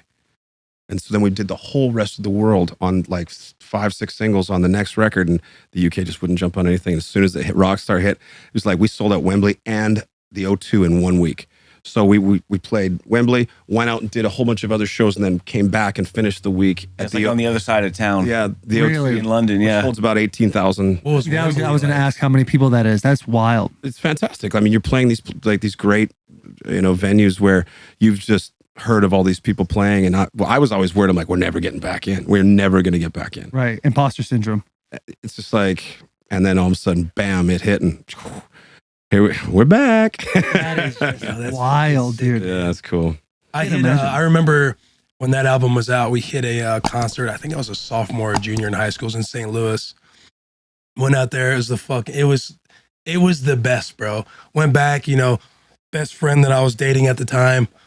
We get back home. We go to this gravel road nearby. Hold hands to animals for a good little bit before I take her home. But it was a fucking That's cool. Just hold ugly hands. night. Yeah, we just held hands. Yeah, of You know, course. it was dark. It was late. You're a gentleman. Like, let's throw on some animals and let's hold Right. hands for a little bit. Right. So when you're in St. Louis and you cross the bridge and you go over to where that big parking lot is that had the 3 clubs there. Yeah. Yeah. So we played one of those way back in the day. So there was like a strip club, and then there was a bar and Yes. something else. Yes. I'm very familiar with the area. Oh, that is awesome. Have you been back to St. Louis in a while? I can't It's where remember. they got the new baseball stadium. They got this ballpark village. It's a nice little setup. It's a It- nice We little played setup. there in the last North American tour, I think. It feels like we haven't played anywhere in a decade. Like it's like once the ginormous pause button was pressed on the entire planet. Mm-hmm. I was like, I'm like, I feel like I'm retired. Like I feel like I haven't played anywhere in 10 years. It's so weird. So when someone's like, "Oh, when was the last time you played there?" I'm like, I don't. Right. It feels like a lifetime ago. When someone's like, "Oh, when was the last time you were played our city?" I'm like, I I have don't. to say, St. Louis cab drivers are the biggest scammers. Oh, Cab really? drivers are hustlers in general. You got to respect But that town, I remember the crew, everybody. They're like looking on your phone. They're going like way out to adding miles Yeah, on. when you throw on and the little Taking the- Google yeah, Maps or hey, something, you're like, oh, you should take a left here, taking a right. You're like, where are we going, man? a lot of that. What's going on? But that concert was awesome. I think it's so fucking sick that you guys are sitting on the bus right now. It is, Cool, isn't man. it? Knowing how massive of a fan I am, going to your concert and stuff, and you guys are sitting on the bus. And I do appreciate you talking about that situation. I know we were kind of, having a little joke, and once I saw that you guys weren't necessarily laughing, it was like, oh, okay, this could be real. And What's that? the conversation you had with the last drummer. Oh yeah, I man. appreciate you talking about that. Oh, I it's all felt right. like that we got in that moment. I was kind of like, fuck. We were kind of just, you know. No, I mean, I didn't know it was gonna hit me like that. Well, Like it's it just a- kind of grabbed me, and I'm like, dude, you're gonna be leaking on Barstool. I'm like, don't fucking let a tear go down your cheek when you're Oh, talking dude, about you're this. we both We cried on both- this podcast okay, before. well, It's, all right. it's awesome for you to be open about that too, because Yeah. I'm sure if he listens to this, see this, like I'm sure you guys, like you said, you guys are boys now. Oh yeah, But there was 2 years where we didn't I talk. see that it affects you this long down the road. Yeah. Shows a true friendship. Well, you know, You said it the was cool heavy. thing, we're being inducted into the Canadian Hall of Fame in March. Let's Hey, fucking let's go. go. Thank you. Yes. That is Guys, incredible. thank you. And Vicadol's going to be on stage with us. Yeah, Ryan. Oh, that's Right. awesome. We're Yeah. bringing him up because That's He was really part cool. of that absolutely. at the genesis of the band, right? Mhm. Yeah. Man. Dog, it's so fucking cool, man. Seriously. I wonder what his whole thought process is like watching like a band like you be so big for so long, and just probably what his mindset when you said you're trying to phone it in. I believe that's the term you used, Mhm. and then sitting there now, man, being like, man, if I just grind it with the boys a little bit longer, Yeah. you know? Well, It's kind of hard to put. Yeah. you know, it's what's even like what's even stranger than that? My cousin, Brandon Kroeger. So it was Chad Kroeger, Mike Kroeger, Brandon Kroeger on drums, and Ryan Peake, guitar player. He was the original drummer, hell of a drummer, very educated. I think he was a year away from getting his doctorate to be able to teach percussion. His father, my uncle, convinced him to quit the band and come work for him. What did his father do? Like sold life insurance and did investments and things like that, right? So talked him into quitting the band Oh no, a year before we got signed. dude. Mhm. I mean, and it's, you know, he started a family, he got married, he did the whole thing, you know, but he came to us this one day and he was just like, and I just felt contrite, I just felt like bullshit. He was like, you know, I don't think this is the life that I want to chase. Like, I don't think I want to spend my life on a tour bus. And I was just like, you lie. You ain't got to lie, Craig. I'm like, where is this coming from? Right. You know, and then like a week later, I find that he moved back to Alberta and he's got a job with his dad, you know, and he's doing the whole thing, which is like, I was like, that's great. That's absolutely wonderful, you know, but I've never done it, but I'd love to sit around, you know, at Christmas with Uncle Brian and be like, oh, this is like the time that you talked Brandon into quitting the band a year Yeah. before we got signed. Oh no! Hey, those 364 days Yeah. after he quit, he just like made the best decision of my life. Fire that Made one like across. 10K on a sale, sold Yeah. some good life insurance. Just like Yeah. idiots, dude. This is good chasing the band. policies. Yeah. Yeah. That 365th day came. They're like, fuck. Then you see Rockstar one day, the music video. How in the Yeah. hell did you get all those celebrities? I don't know those how- icons I have on the no idea. Rockstar I have video. no idea how they did it. We were on tour and we got to Calgary and we were playing the Saddle Dome. And Had to hurt for your cousin. we've actually we've brought him up on He's like, stage. they're where? Oh fuck. And just whisper in his ear, "This is what you could have had." No, And no, then I just sit there and wave. Yeah. No, I love him. I love him dearly. Like when we were growing up, we were like brothers. Like Yeah. we were really, really tight. But we're in Calgary and we knew that camera crews had been like dispatched globally to go get, you know, just random people like that kid, you know, like no idea, don't know who she is, you know, but you could see there's, you know, some kid in New York, one of the girls from Oh, boobies. She was a bit of a rocket. That was a bit of a switch. up. Playboy girls. You got Yeah. Wayne Gretzky, Dale Earnhardt, Kid Rock. Billy Gibbons, the Playboy girls from the Girls Next Door, that cop from, you know, you Yeah. get the A hero. Simmons. A hero. So it's like people just like this production company was just asking everybody, hey, do you want to be in this? Do you want to be in a Nickelback video? And they'd play the song. It's like, just learn a couple lines and we'll get you to sing this. And the first cut of this video I saw was so bad. It Oh, was no. so bad. I was just sitting there and my heart sunk. And I'm like, oh, this is a great song. And we're just saying it. flushing this thing down the toilet. And I remember sitting in the production office in Calgary, and Chief, our tour manager, showed it to me, and I'm like, this is absolutely brutal. And he's like, it's not great, but let's wait for the next cut. So the next cut shows up, and it got better. And then couple days later, another cut showed up and it got better. And then another cut showed up. And then all of a sudden it was like, and this video was getting exponentially better every time. I'm like, why was it so bad? I want to see that first time. I know. I did. Yeah. Hideous. I was Right. just like, Because the concept seems relatively easy. yeah. Learn a couple lines, say it, Yeah. be your personality, and move on. And Liddell. Dude, that's like, crazy. Stud back then, bro. Yeah. it's like, This guy. it's great because we're only in the video. That dude was from The Sopranos. Oh yeah, yeah. What It his was name? it was like we're only in the video for about a sixth of a second at the end, and I'm like, this is wonderful. Yeah, I don't even think I'm in. It's just you and it goes to Mike or Yeah, something. and just we're just sort of like we look at the camera and just sort of point, and then they just off to the crowd. I don't know why, but I think the crowd was Dallas, was what I want to say. But yeah, just there you go, and boom. Yeah, there's And That's so rad. yeah, there's Mike. That's and it. that's it. And that's it. You know, and then once I saw the final cut and I was absolutely blown away. I was like, okay, this is really good now. And then, you know, I don't even think I ever asked them, like, how in the hell did you get all those people to agree to be in that video? Like, not even just the celebs, but just random humans on the street somewhere like, hey, do you want to be in a music video? And like, if Oh, I feel like the random people are the easiest ones to get.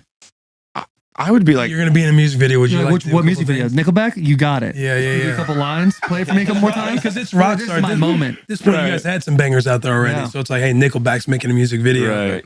They do stuff like that all the time. I was at a Subway in high school, and some random person was like, "Do you want to be on an MTV show?" I was like, "Yeah, yes, I do. absolutely." Yeah. I'm like, "What's the What do you premise? need from me? What's the premise of the show?" And they're like, So funny. "You call all the girls you've ever slept with, Yeah. and you ask them how you were in bed." I was like, "I'm gonna have to cancel that. I'm not. My I ego's know not what that ready. answer is. My ego's not ready for My this. ego and my resume. Were is you not where it needs to be. were you allowed to tell them that you were on an MTV show? I think I did ask that, and they're like, no. It's You like a just have cold to be like, call.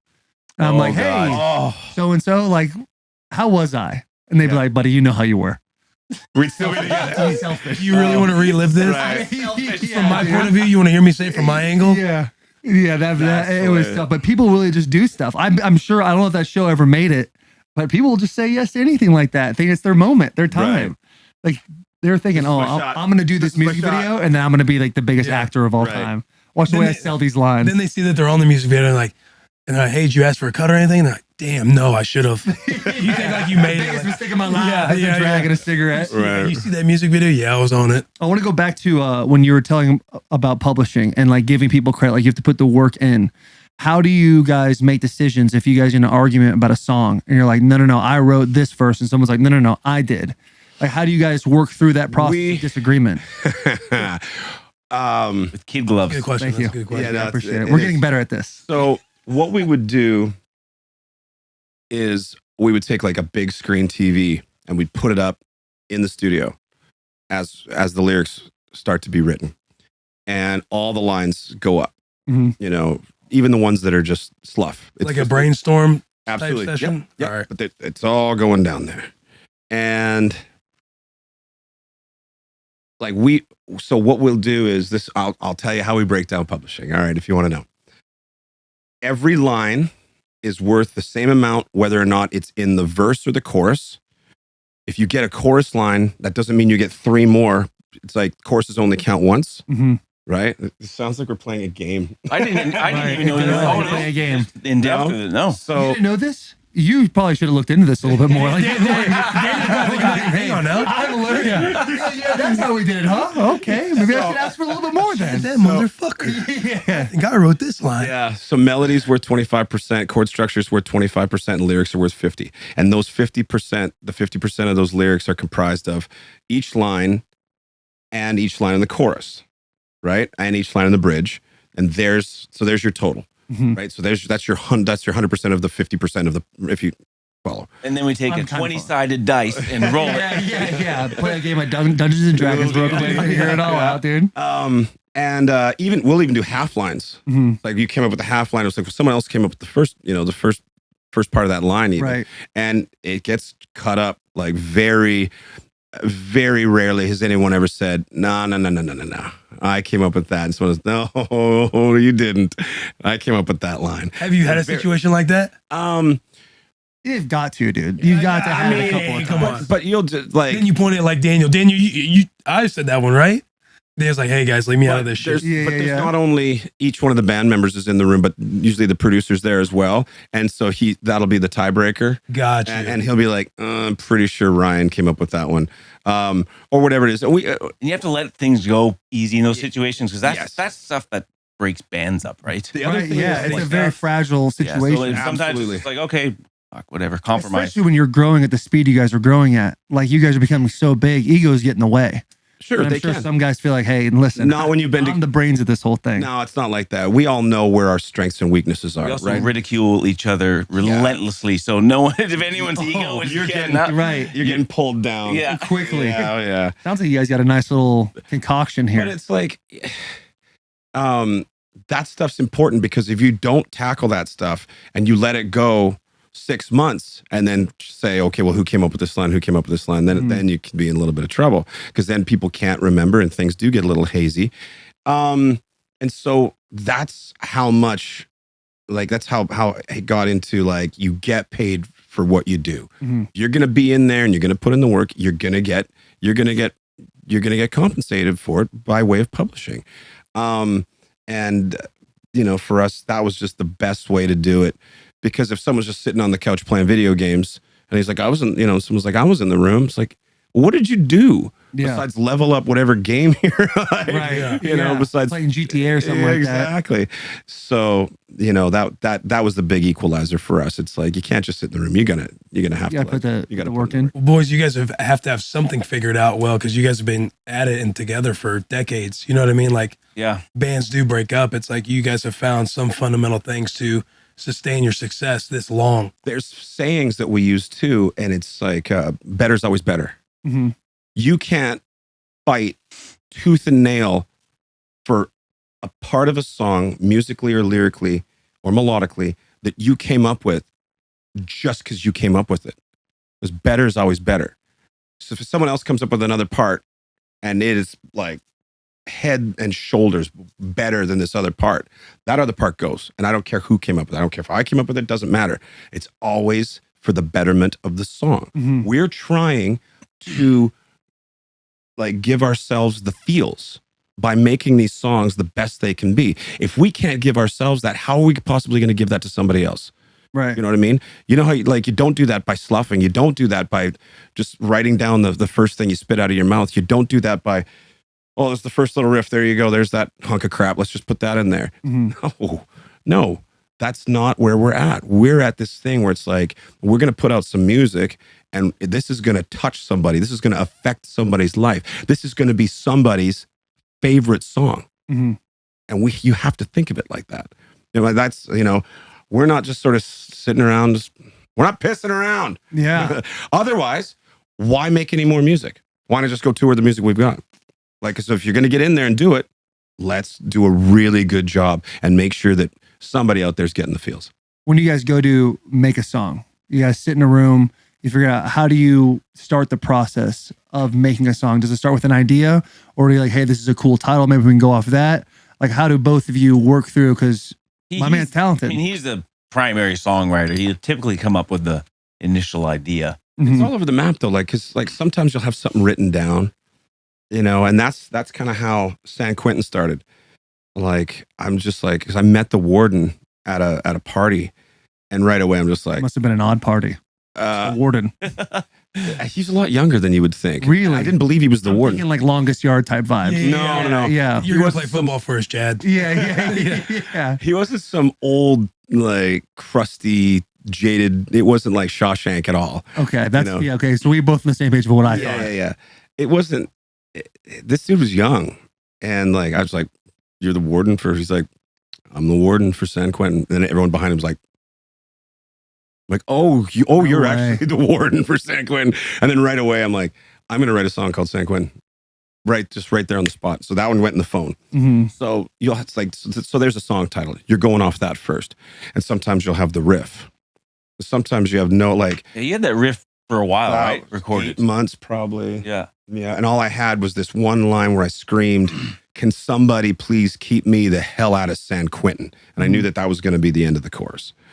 And then there's other times where we're sitting there. What about animals? Remember, it was a riff. What was it called on the board? Dee-dum, dump, da-dee-dee. That was the name. That was the like name of it. phonetically spelled out. Like dee-dum, dump, da-dee-dee. I like to picture you coming up with that song like a dad walking to the car, you guys getting caught. We were going to film the video for Photograph the next day, and then we were going on tour. Last day in the studio. Last day in the studio, yeah. It was amazing watching this fucking guy work.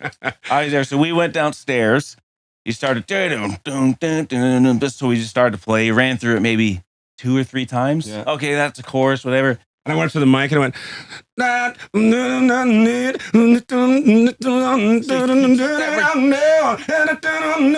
I'm like, I got it. Okay, I'm going to go from this. Yeah, you sat in your car. He took the recording of that. Fired up right now. Hey, Will. Yeah, I'm You got movement, huh? Yeah, I'm like, my mouth's getting up and I'm like, hell yeah. Fucking. He took that recording and Of you humming those things. yeah, so in of that us, time. of us jamming. Yeah. And he went out to his car and you played it in there and he came back with all those lyrics. Like, got it. Yeah. Let's track it. I probably sat in was there for so 45 fast. minutes and I just started like, I don't know where I was going. I thought of Mike's car 'cause he just gotten an old Charger done and he kept saying it's black on black. And so I went right there and I went, I'm driving black on black. Just got my license back. I got this feeling in my veins. This train is coming off the track. I'll act. I just started and I'm just like, oh, here we go. And I'm just like, boom, boom, boom. And I'm just like, phew. And this thing is like, I'm singing it again, backing Yeah, it up. he's in the vocal booth. Yeah. I'm like, Just like, where bam. the fuck did you get this from? Yeah. No shit. They're so I walked fast. back in the room 45 minutes later and I got there's like scribbles and a Sharpie stuck in my mouth. I'm like, let's go. Straight in the booth. Joey hits record and I'm like, whew, and off we go. Like bang, sing the thing, packed up our shit. Next day we flew to Hammond. Yeah. That was it. You locked it in just like that. That's it. It was Dude, so that's fast. fucking cool. That's cool. That is awesome. Yeah, I wish they were all like that because they're And then not all some like songs that. take 3 months. Oh, So what, on the flip side, how does that work when it takes 3 months? So you get that writer's block. Like when you get stuck, how do you work through getting stuck? I wouldn't say it's writer's block. It's like because Saving Me was 6 weeks. And we kept recording the chorus, and it just wasn't as good as the verse because we had these verses. It starts off with that prison gates won't open up for me, and it's like, and it was powerful and it's really good, and you're getting a vibe going here. And then we would record this chorus, and I'm like, No lift, right? There's just no lift. chorus is just garbage. Like, just delete that whole thing and let's just start again, and record a whole nother chorus. And like 6 weeks into it, and frustration levels are going through the roof, and everybody's just tired of hearing dong dong dong da, da, da, da, da, da, just over and over and over. And finally, I did the show me what it's like, and I start doing that, and then Joe goes, oh, do that again. And then teach me wrong from right. And it's like, oh, there we go. Now we're on in the say it. And it's like, Yeah. okay, now we, and it's just like, bang, you know when you got it. And once you got it, you got it. And That's it's your just, type, boys. I know. But Isn't it weird when he puts on the chat JB, effect? look at JB in there.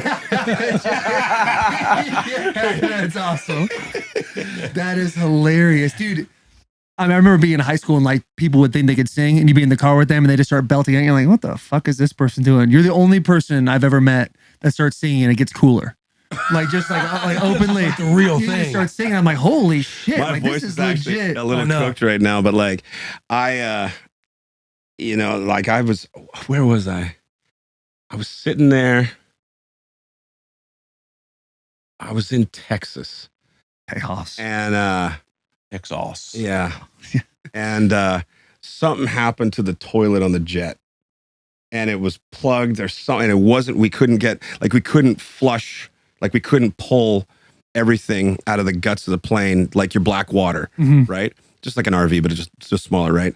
And there was this kid standing around and nobody wanted to do it. No one wanted to figure out because one of them, as soon as you got the thing open, See ya. underneath the plane, they're gonna get covered in fecal matter and urine, Yeah. no matter what. Yeah. And Sounds like a fun job. I'm like, how am I gonna get one of these kids to do this, right? And one of them knew who I was, and I'm like, I think if I can just figure out a way to get a story into a way where I can just start singing a little bit, I can get this kid excited and I can talk him into. He's the Hell, salesman Mark, again. again, dude, coming out. Yeah. Bro, the only person in the world that's like, if I could just figure out how to get to sing naturally in front of this guy, he's gonna pull this string. So he I can't remember how I got the story there, but the next thing you know, I was just like, well, it's like, when you're in a writing session and I start doing this, I'm the newest stand in line, the clubs will never get in. I do that one. And he's like, I get him kind of singing along and I can see I'm getting excited.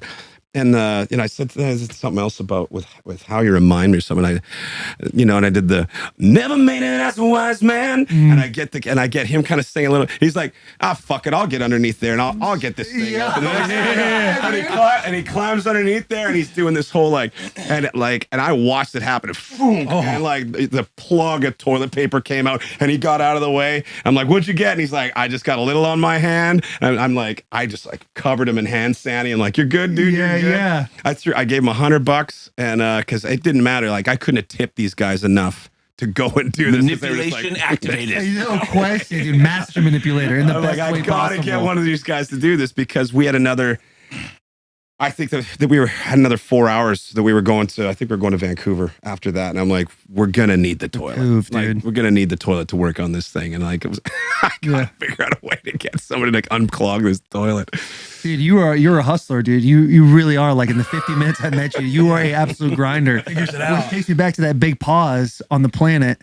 I'm sure I don't know as much about the hustle over here, Daniel, but I'm thinking you must have been going crazy the entire time, early 2020. No, full disclosure. Yeah. No, because we'd been working so hard for over 20 years up to that point. Yeah, we never have that much time off No. in decades. Mm-hmm. It was like, let's recharge the batteries. Mhm. Get fat. let's I got fat. Did you? I drank a lot of beer. There you go. Operating saws and chainsaws and building things. What are you doing? What did you? Exactly. So chainsaw. If I turn on a chainsaw right now, I lose a limb. Operating saws, I would chainsaws, die and drinking so beer. fast. And every time, like if there's a big windstorm, on the property and something goes down, and I'm just gonna go buck that up I can hear Mike's, my brother's the bass player. I can hear his voice in my head saying this. Why the fuck was Chad holding a chainsaw? And I'm just like, and I hear his voice. And I'm like, I'm just gonna get a buddy to do this for a case of beer or something. Like I'm just gonna put that down because sure enough, that thing's gonna kick back at me and something's gonna come off. It's the pit bull of tools. That's for sure. Seems like you enjoy it with some beer. Yeah, but what are you doing over there? That's a horrible combination. Same thing. I have a Say long- I'm really fat. I had beers and chainsaws. I like to Crazy combination of get life. beer in me and then It's like the start of a horror movie. Yeah, ATVs. grab the whole thing. Husqvarna and let's do this. Yeah, Dude. that's. Did a long driveway, lots of trees, same thing, windstorm. I'm not paying some guy $500 every time to come out. I can't even leave my house. A man's got to step up and do it. I love that. Dude, I great. used to want to be a handyman so bad. Now I've accepted the fact I'm a domesticated cat. Right. There's not a lot of shit I can do. I can figure out how to tell somebody how to do it. I need Right, you to for change this sure. oil for me. But I can't even change tires. Me neither. You can't? No. Can't change a tire? No, dude. That's why I you have know. run flats? I grew up in small town Arizona. Everybody in my town knows how to change a tire. Not me. Except us. Wow. Except I us. don't know how to either. It's embarrassing. Okay, so here's the bit. Okay, who's producing this show right now? Back left corner. Okay. That's JP. Here's a bit for you. You guys are gonna, at some point in time,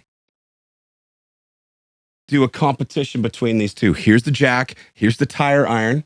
Mm. Here's the spare. And then you guys are gonna film these two and figure out which one can actually find the right jack point and not And time it.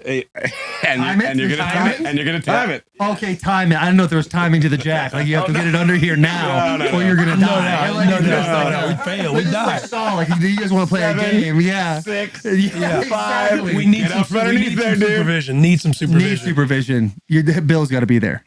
No doubt. My dad doesn't know how. Oh, really?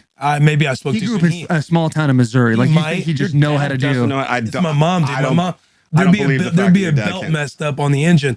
My mom would know how to switch a belt. Yeah. She was a savant, dude. I'm telling you, she did everything. Damn. Oh, wow. Change the tire if I had a flat tire. Hey, mom, come out and help me. She changed the tire. Belt off the engine. Switched the belt. Dad just inside drinking beer. Bear. No shot. Hey, dad. I know my dad's. Billy listens too. Yeah, my dad. I think you're a very Yeah, my confident dad's human a being. tier 1. He's gonna be like, this motherfucker sit with Nickelback on the bus 3 doors down, Yeah. drinking beer, No doubt. laughing. No, My I told- dad's a tier 1. That's tier 1. Yeah. He's up there, dude. Bill really rolls with the boys. Oh no shit. We got to roll get then. after Is there any song that's made it that you were surprised that made it of like your hits? That was good. Hey, that's a good Great question. That's a great question. You're like, fuck, man. Where I was like, I did not see that coming. Actually, mine was Rockstar. I was like, I couldn't believe it. Really? I knew it was a good song. I didn't think it was going to be a hit. And still, when we played in knew it was arenas, the whole place Oh. just lights up. Oh, like, yeah. I still can't believe this song. I mean, before we got on the bus, I was telling him I was joking on Dale because Dale Jr. makes an appearance, and he goes, "Man, I thought I was big in NASCAR. When that song went global, he's like, it actually skyrocketed my brand even more." Really? Yeah, That's cool. That's really cool. 5 seconds on a song made him bigger than ever. yeah. So when the album starts and you hear that dum dum,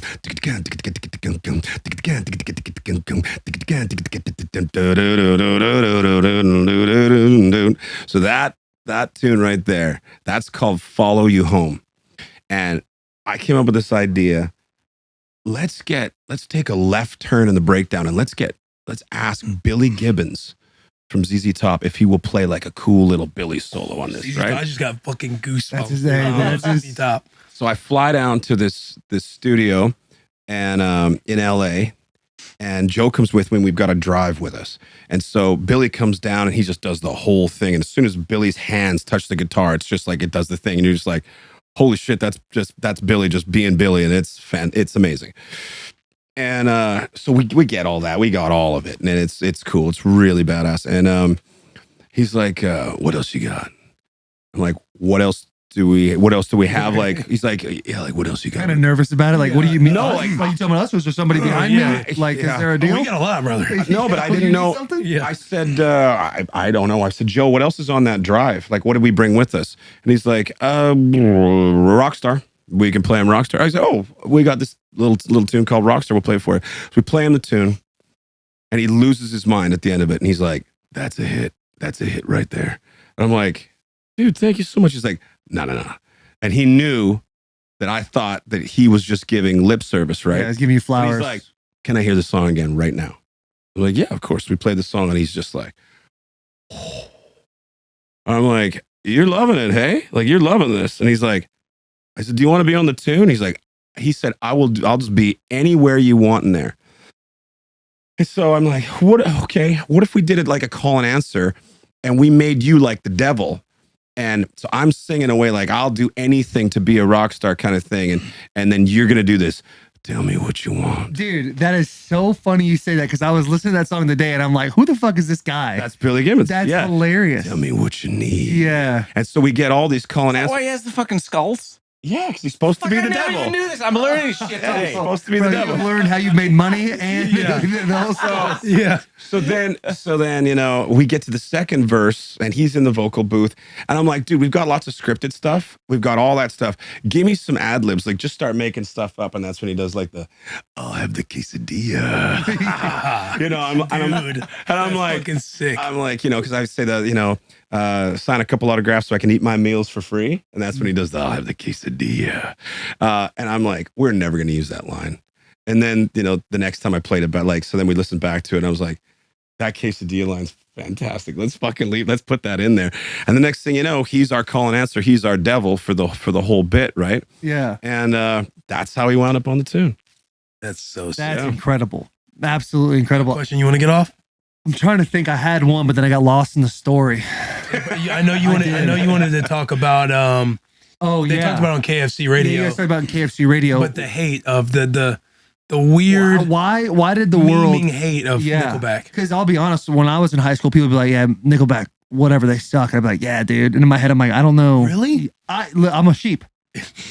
Yeah, everyone, But I'm everyone more was like, supposed to. I'm more so wildly thinking- came out as like, hey, Yeah. these guys, and it's like, but you guys are still selling out He said, stadiums. but I'm surprised because I actually thought like in real life, everyone loved Nickelback. It was more of a thing that just kind of lived in the cloud. It was a comedian. Kind of like, like a made up who did a bit and then lived forever on Comedy Central or MTV. Comedy Central, yeah, this guy just made this joke about us, which was whatever. It's just like, it's just a joke. Yeah. Do you know the comedian's name? No, I can't remember it. But Yeah, he don't made the give him joke. flowers.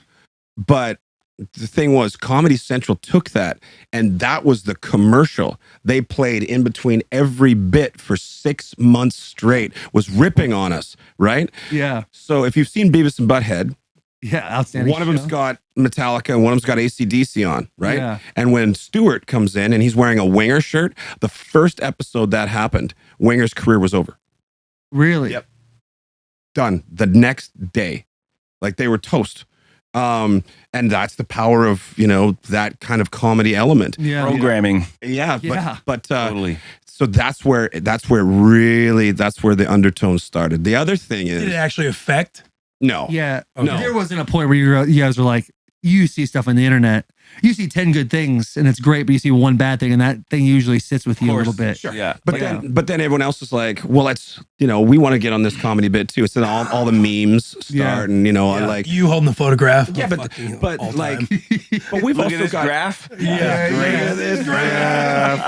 I But- still watch that. But that's our music. And we can get that pulled off of YouTube anytime we want. We thought that was funny, so we left it up. Funny's funny. Oh, that's Yeah. amazing. Yeah, so like we think that stuff's Outstanding hilarious. sense of humor for you to So have. we just Yeah. like, but when the hater sphere like really digs in, it's like, well, funny's funny, and then it's like, if you're just being a hateful dick, you're just being a hateful dick. Yeah. Haters, But man. it like Working OT. it felt like we got a ton of it until everyone else caught up, and then it was kind of like this blanket of shit. It's like, okay, well, everyone else is getting just enough shit now. Yeah, It's yeah. It's not just us. Like Right. the keyboard heroes, they caught up on everyone else too. Yeah. But it was also the fact that like These are for trailblazers. You yeah, guys are trailblazers. we'll from the go hate. first. Punch me in the Yeah, face. yeah. Yeah. Um, It's not that bad, boys. Come yeah. on, jump on in. The water's It fine. doesn't hurt that bad. But then it also turned into that bit where, for probably 12 years, if you're listening to the rock station and you wanted to, and we came on and you don't care for the band, Mm, you're like, I'm good. Same as all of us. We all do it. yeah. A band comes on that we don't care for. We all go, I'm sick of this band. And you go to the next station. Mhm. You can get away from most bands. You couldn't get away from us. You'd go to the next format. We were hot AC. We We're were rock. rock. We were alt. Everything. It was Everywhere. we're just across the board. Like I have been in my own car, heard myself come on, changed the channel, and been on I had 2 different songs on 3 different channels, and been like, Getting paid, young brother. Getting paid. That's a good problem to have. Right. An absolute good yeah. problem But to at have. that point, I was like, oh, I get it. Yeah. I get it. They're calling us right now. Listen, fellas, this has been Their new album. You get it? New Yeah. album. And the tour. They came on The the tour. definitely Yeah. talk about San Quinta, the Skinny San Little Quentin, Mess. Skinny Two Little bangers. 2 bangers on the album. But yeah, talk about the album and the tour quickly before. yeah, the ears are getting pulled right now. No problem. We got a new record out. It's called Get Rolling. Check it out. Like it's, if you dig the band, you're going to dig this record. We put a lot of hard work into it, and this is a good one for sure. The new tour is going on. It's pre-sales are on right now. We've got Brantley Gilbert opening up for us. Stud. So we're going across. Cool earrings. We're going across, genres a little bit because he's rock country. Instead of us doing the same 7 bands that we always have open up for us, it's like one of the same guys. It's always them. I'm like, let's try something a little different. Let's do something different this time. So we've got Brantley on board. He's cool as hell. Fuck, is he funny? He is funny as shit. Really? Oh, We've man. been doing press all day with him. We did a full day in LA, all these different, like just getting content, right? And like, I'll tee it one up for him and he'll tee one up. Like we're just back. Like it's like we've got everybody in the room fucking cry laughing. That's awesome. It's really, really cool. He's a really good shit. So tickets are going to be on sale on Friday. So make sure you get out Friday there. what is that? Boom. There we go. Then you can go to nickelback.com. You can go to Ticketmaster. You can go to all the. Bridgestone, August 1st. There we go. Oh. Boom. We gotta get you guys back You guys on. should change the tire on our tour bus. That's when the vlog can happen. Yeah, We'll we'll get do some it. rain. boys. Yes. Yeah. So get those tickets out this Friday. This Friday. So by the time people are watching it, it's out, right? They're There out. you go. Tickets out now. Tickets are out now. Boys, this has been an incredible hour. Gentlemen. We want to do this again for sure. Awesome, man. Thank It has you. been Dude, an honor. amazing. A fucking honor, Yes, it boys. has been killer. So thank you so much. As always, like, subscribe, rate 5 stars, big hugs, tiny kisses.